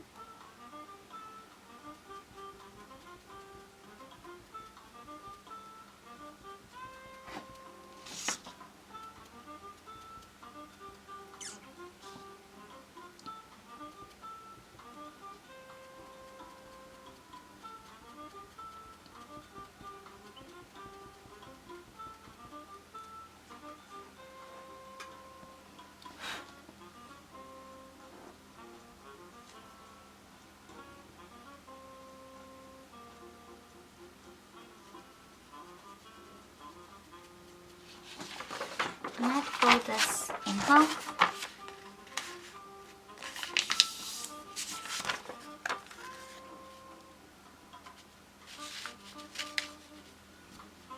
And that's what we're working on.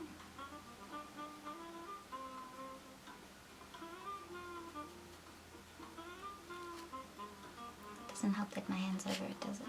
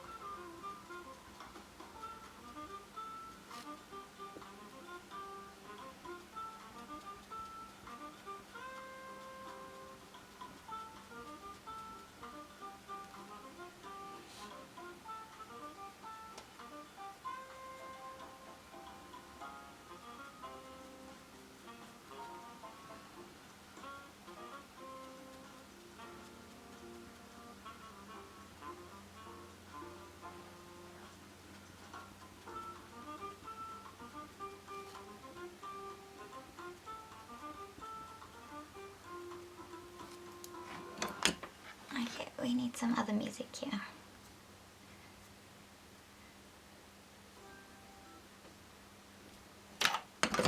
Some other songs.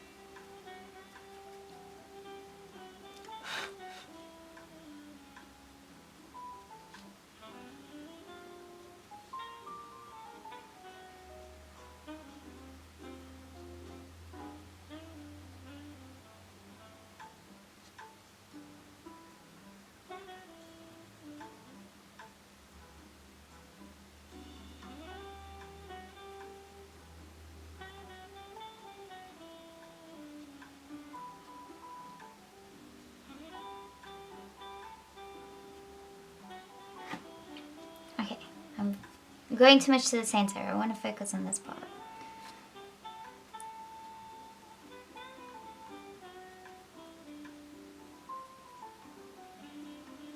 When I pick colors up, I just tap it on the PanPastel. I don't really rub it, unless I want to cover a large area really quickly.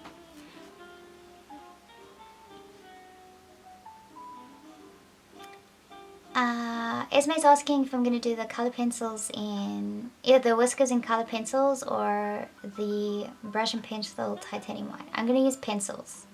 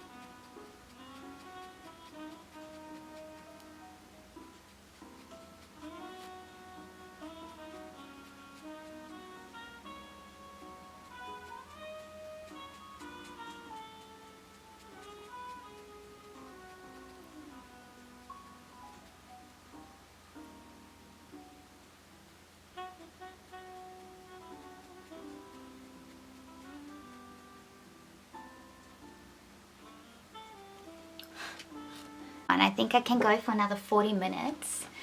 Then I'll have to stop because it'll take me a while to get everything off of the memory cards. And then I guess we'll carry on another day, because as usual, this is not something you can get done in just 2 or 3 hours. Although I always seem hopeful at the beginning of a video, don't I?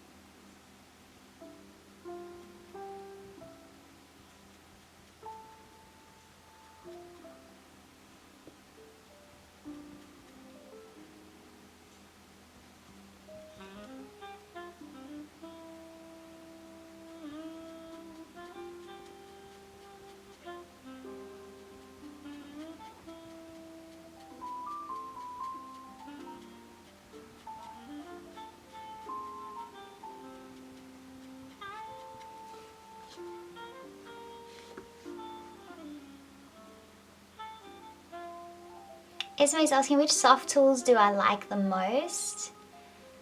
She wants to get some, but they're pricey, so I might get one. I'd say if you get the square one and the triangular one, and that should be fine. Because you can have more control with the tip of the triangular one, and the square one allows you to create nice, you know, soft strokes, whether they be straight pieces or not, and you can create curved pieces with the triangular one as well, just with the motion. So if I was going to pick only two, I'd pick these two. If I had to pick only one, I'd pick the square one, because you can still use the corners for details at an angle, so you don't really need the triangular one.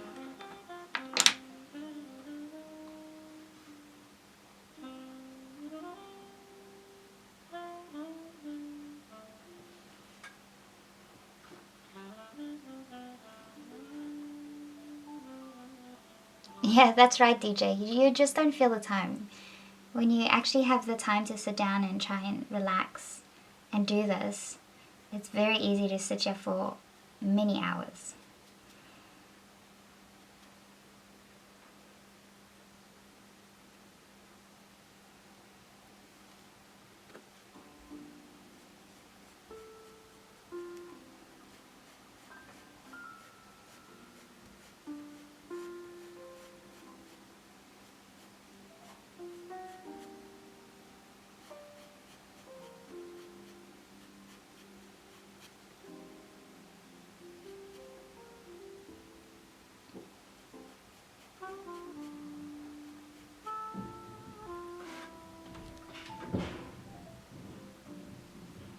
Some black.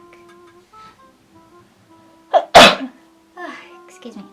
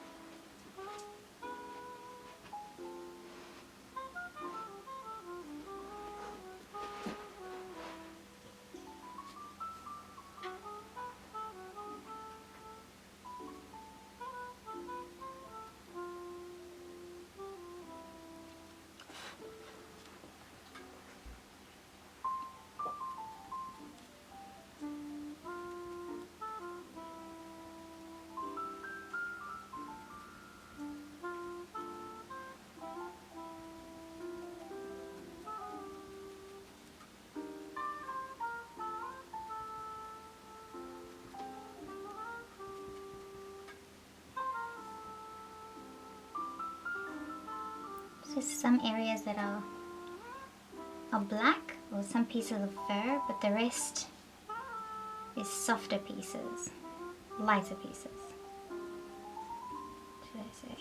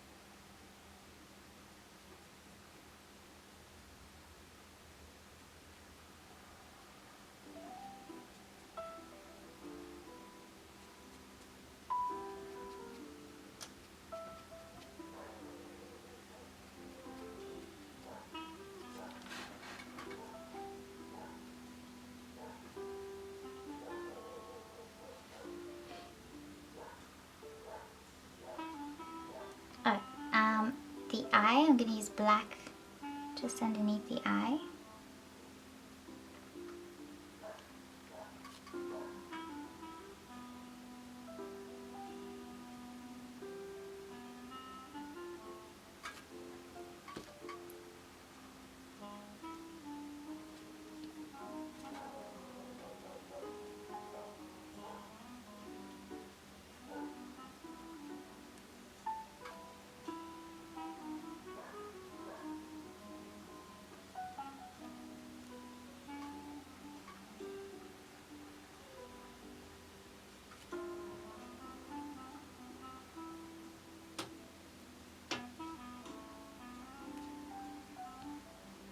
Just use the corner of this one to sort of pull it out to make it look soft and fairy.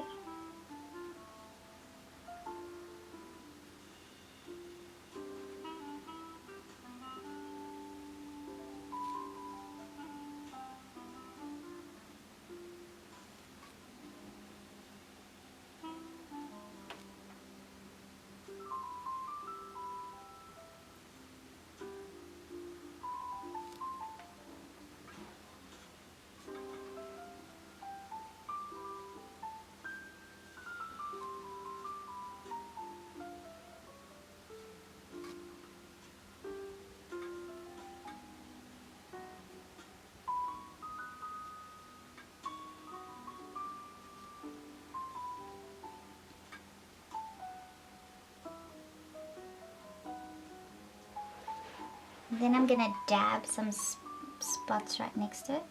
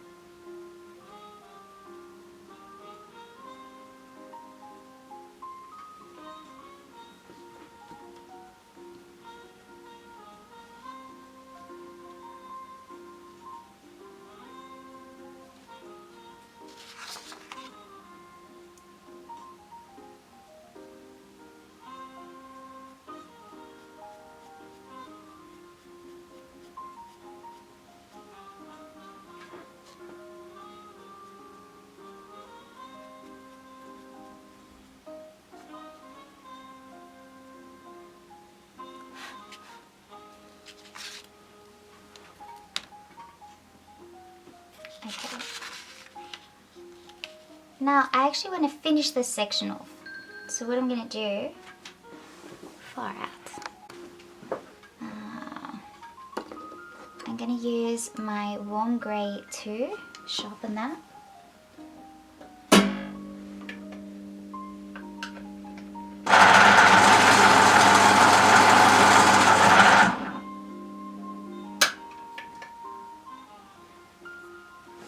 Okay, and focus on these hairs now.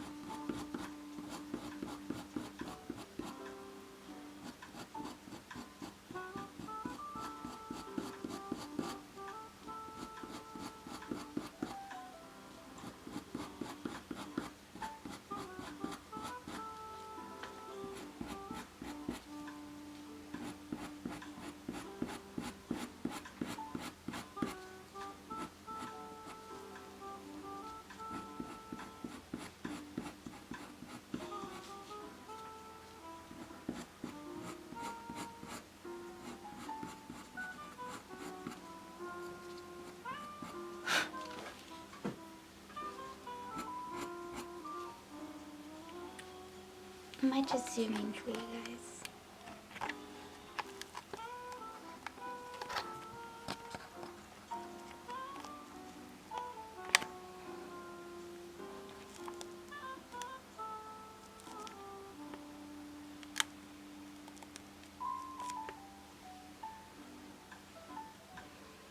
Now you can see the furry bits that I'm creating a little bit easier.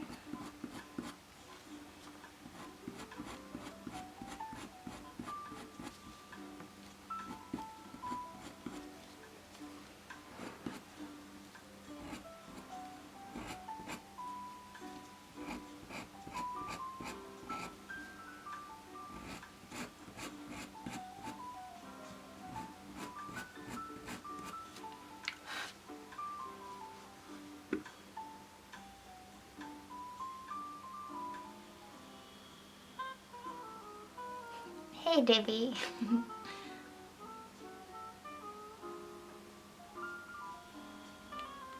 Oh, Esme, thank you. Yeah, I noticed the other day I reached 16K. That was so nice.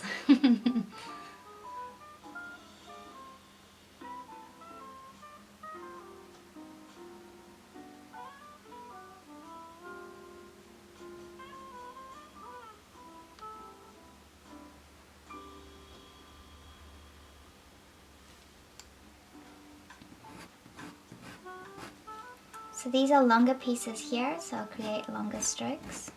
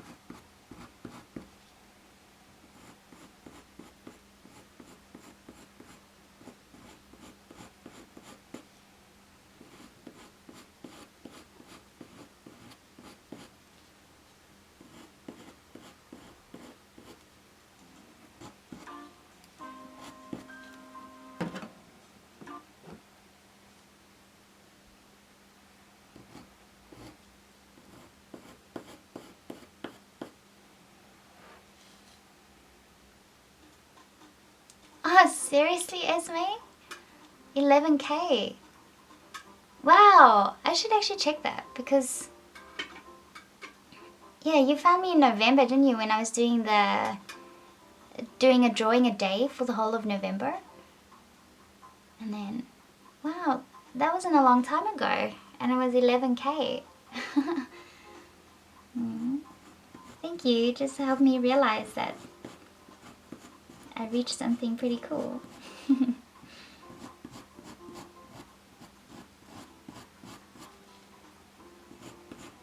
Because I've had my YouTube channel for more than 4 years now, I think 5 years. So it's taken me 5 years to get 16K subscribers.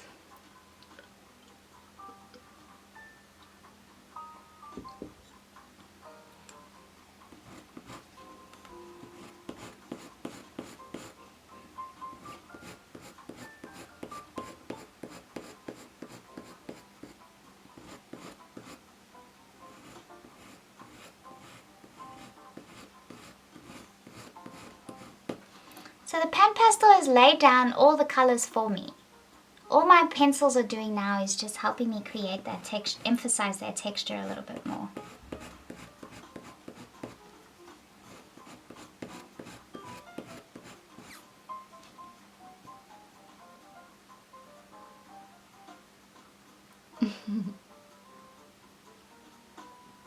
Thanks, guys.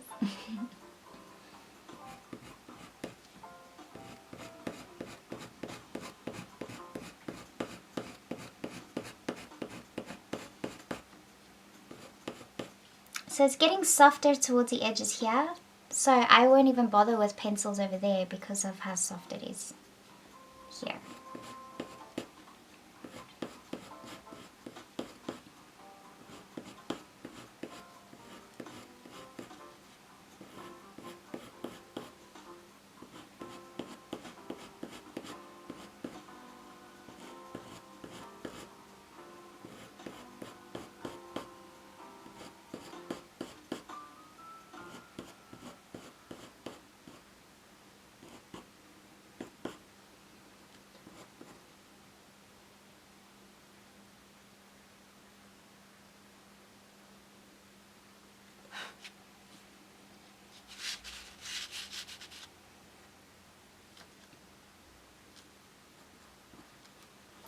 need to sharpen this again.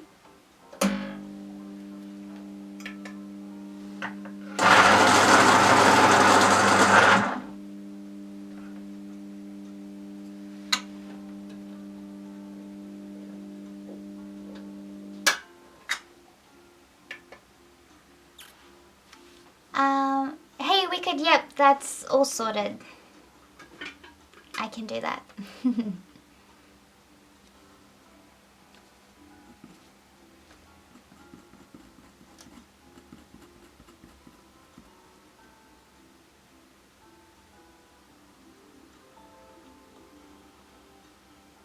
Oh my gosh. I'm glad I took my face off. You guys are watching such a big TV. That's crazy. Yeah, you will definitely see every single detail. I'm really happy that today's video has gone so much smoother than the last live stream that I did for the Color Pencil Magazine challenge, because it was such a nice day, but it was like so glitchy, which was very, very frustrating.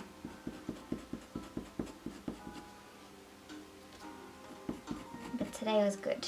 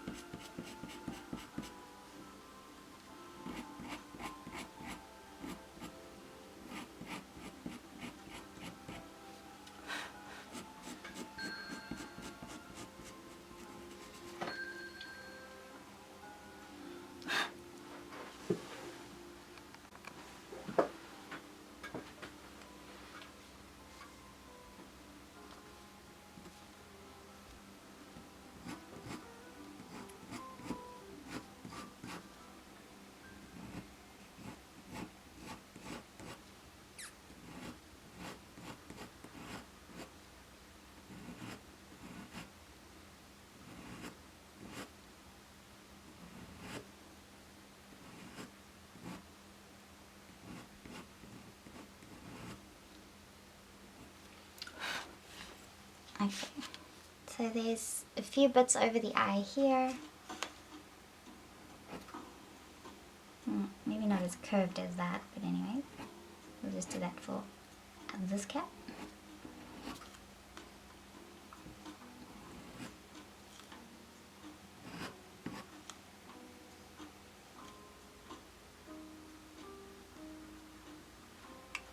So what I'll do is I'll just take the black, go over that.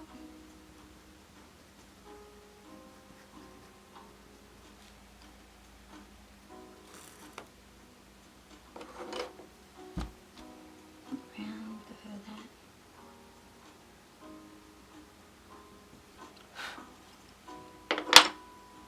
See, if you place a hair where you don't really want it, it's easy to fix.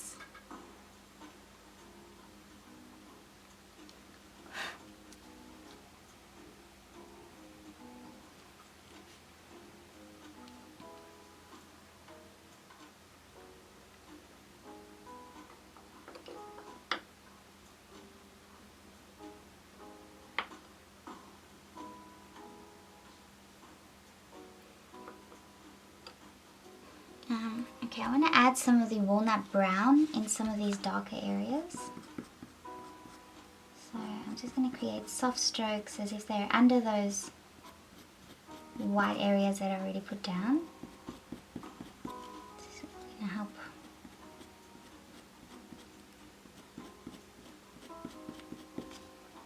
Just help make that a bit stronger, because it's quite soft, and if you look at the reference, it just needs to be that little bit darker.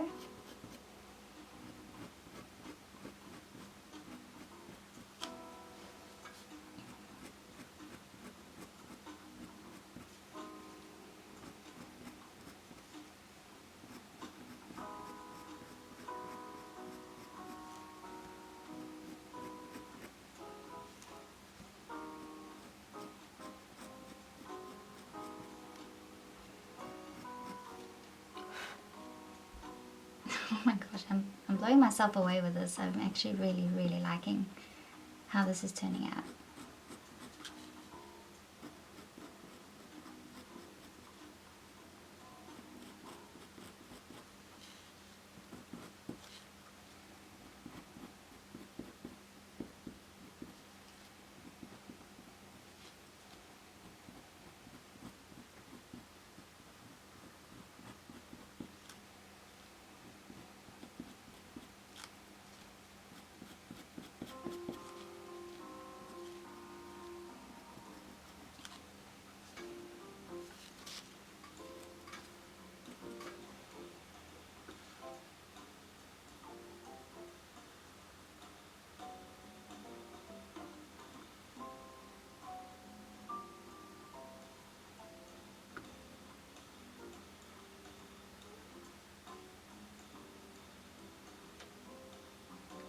Tracy's asking, are the purples in the pastel collection? Would love to do the lady underwater tutorial.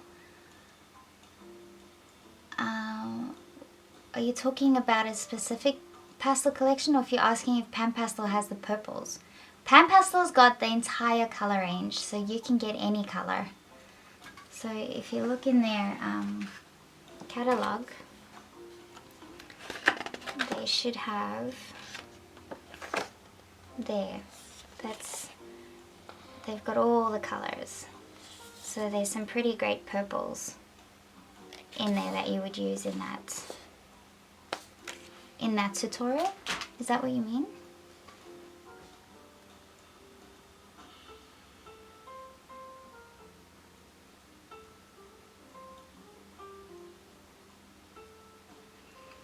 Jody's saying it's looking better than the reference. I love when that happens. Thank you. That's a huge compliment.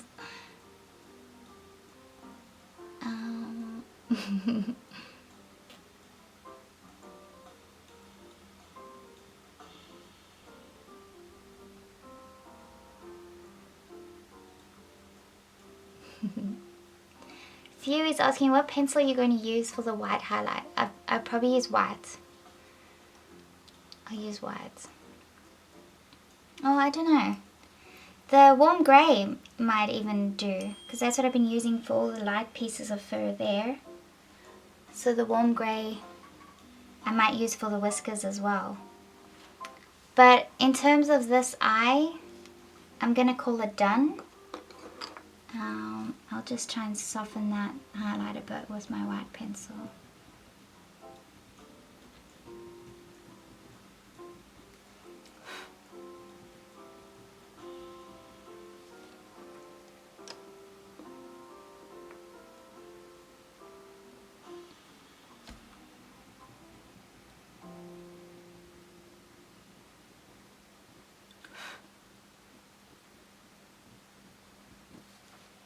Okay, don't get me started on the eye again.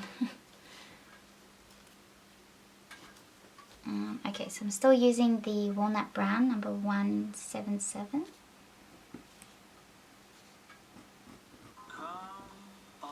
No.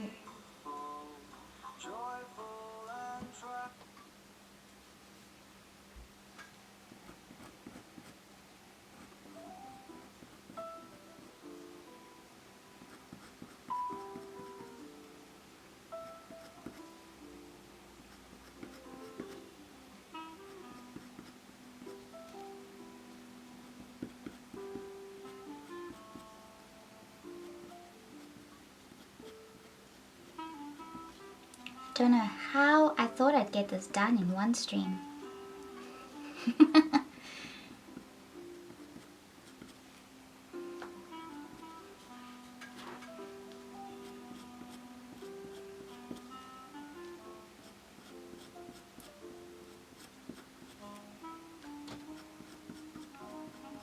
It's so hard when people ask you, how long is it going to take you to do my commission?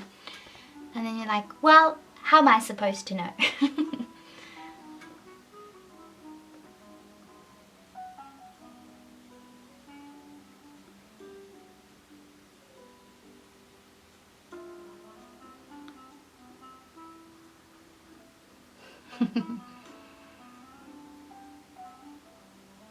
Art is Fun, welcome! Art is Fun is saying, hi, I'm new to Sheldene's YouTube channel and new to PanPastels.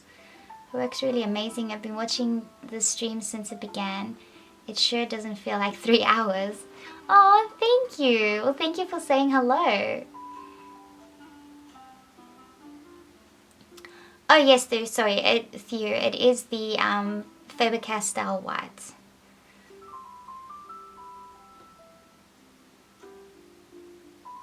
Lori says she's getting back to art after 35 years. Wow, amazing. 9 for Jody. I know. It's never too late to get into art.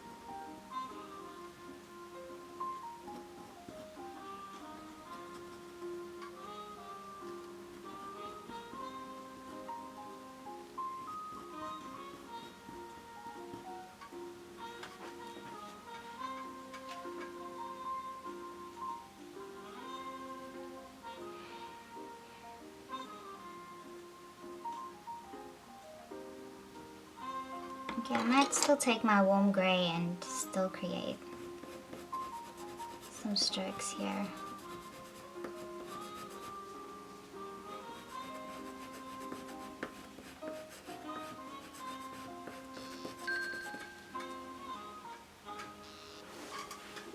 Okay, memory card is gonna be full. And then I guess we'll call it a day.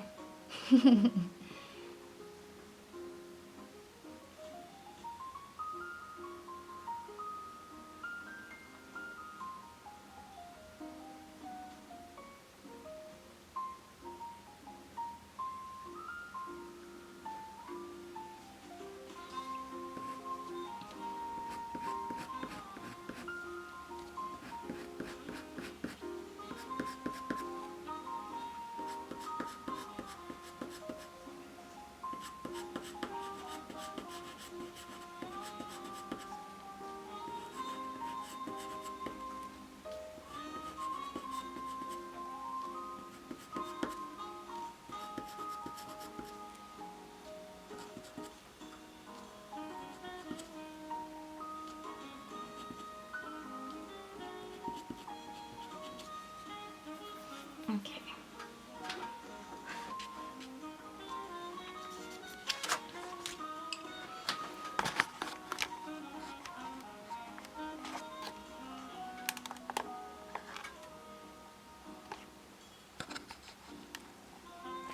It actually looks pretty cool with the one eye done.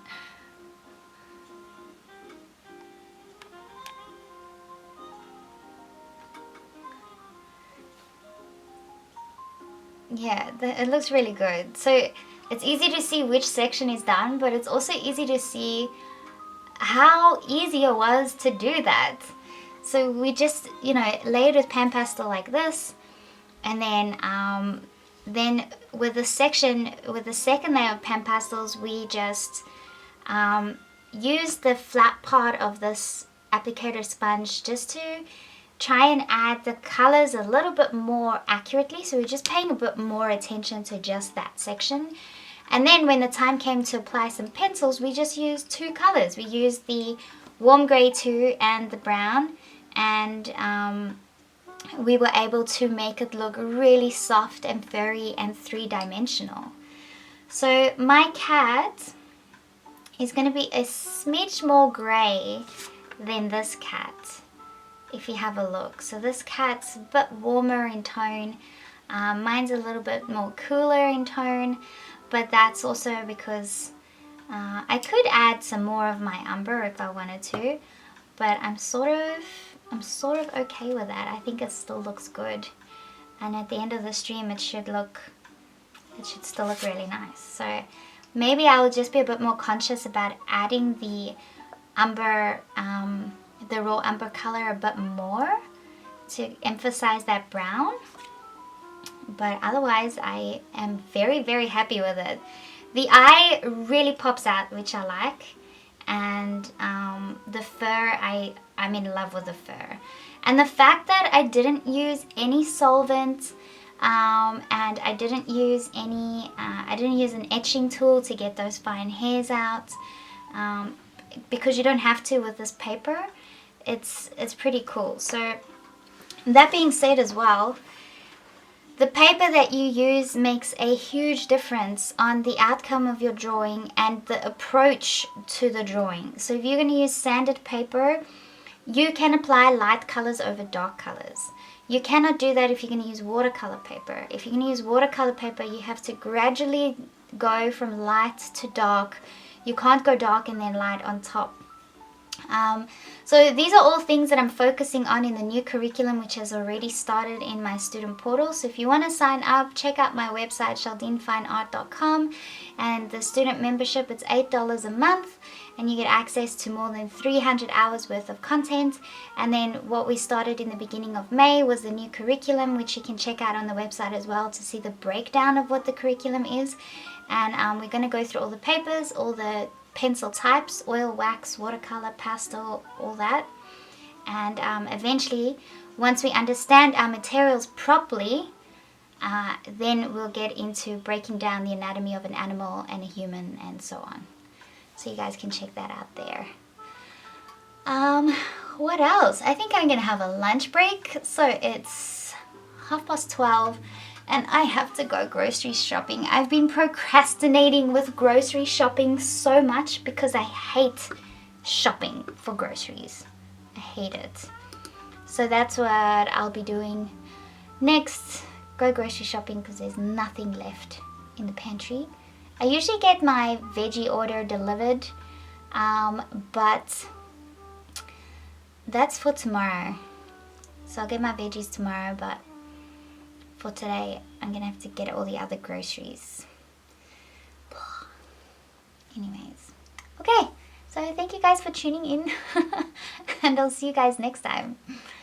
Bye.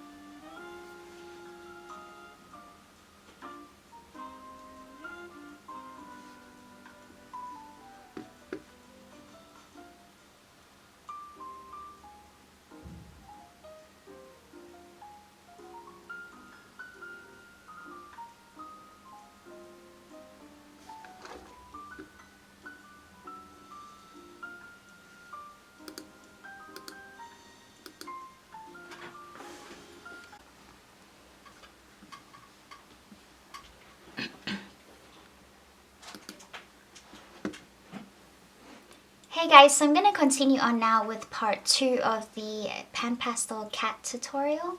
I've decided that I'm actually going to ignore this section over here. I'm just going to do this side for the sake of time because I'm not going to get to do all of it because it is a pretty big image and it is taking me longer than I initially expected.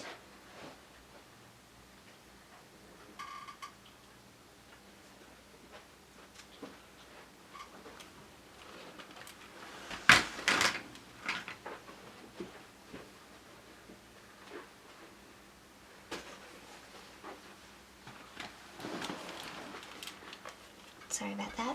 So I'm just going to carry on with this section, and I'm not going to be speaking as much in this one because I've pretty much covered everything that I need to cover. I will just mention the colors as I work with the colors, but apart from that, I'm just going to come in with a PanPastel much like I did with the fur on this side, and I'm going to get as much color as I can with the PanPastels first, and then do the details with the color pencils over the top. So exactly like I did here with the fur, I'm going to be doing with the fur everywhere else. The only difference is that in this section of the cat, because it's a blurry section over here, it won't need as much detail with the PanPastels. So all I need to do here is just make sure that I've got enough coverage over my paper, and then there's no detail required. So pretty much what I've done here, but just repeat that again. And then later on with our pencils, we can apply the whiskers and the details of the fur around the nose. So it's actually pretty easy. So the general rule of thumb, I guess, is to seal a layer of PanPastel in there. So do a layer of PanPastel, seal it in with your fixative, and then apply PanPastels a little bit more carefully by paying more attention to your reference. And then once you've done that, you use your pencils to start applying the details of the fur over the top, just like we did over here.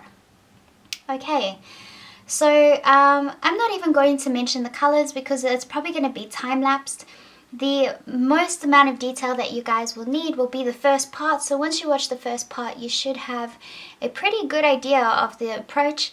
And for now, I'm just going to work through this entire thing as it is. And then I guess towards the end, we'll have another rundown of everything that we did. And that'll be it. Okay, enjoy.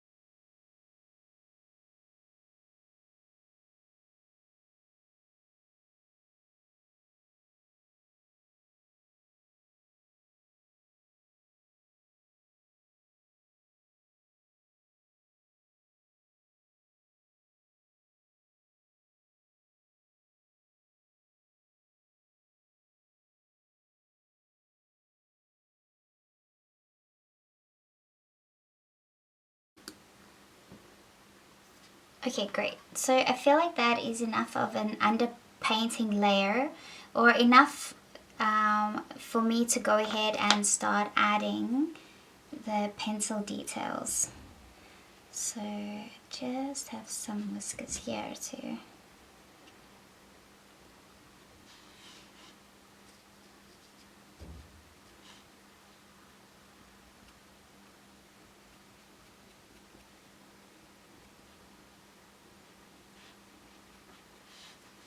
Great. Now I'm quite satisfied with that, so that I can pretty much do the rest of it with my pencils. So all the underpainting done, the values are established. Now it's just a matter of adding all these details of fur that I can see here over the top of what I've done at the bottom here. And then that should be it. So that should be it for the PanPastels. and then we can just do all the rest now with our pencil. So I'm just going to cover everything and then spray it with a fixative.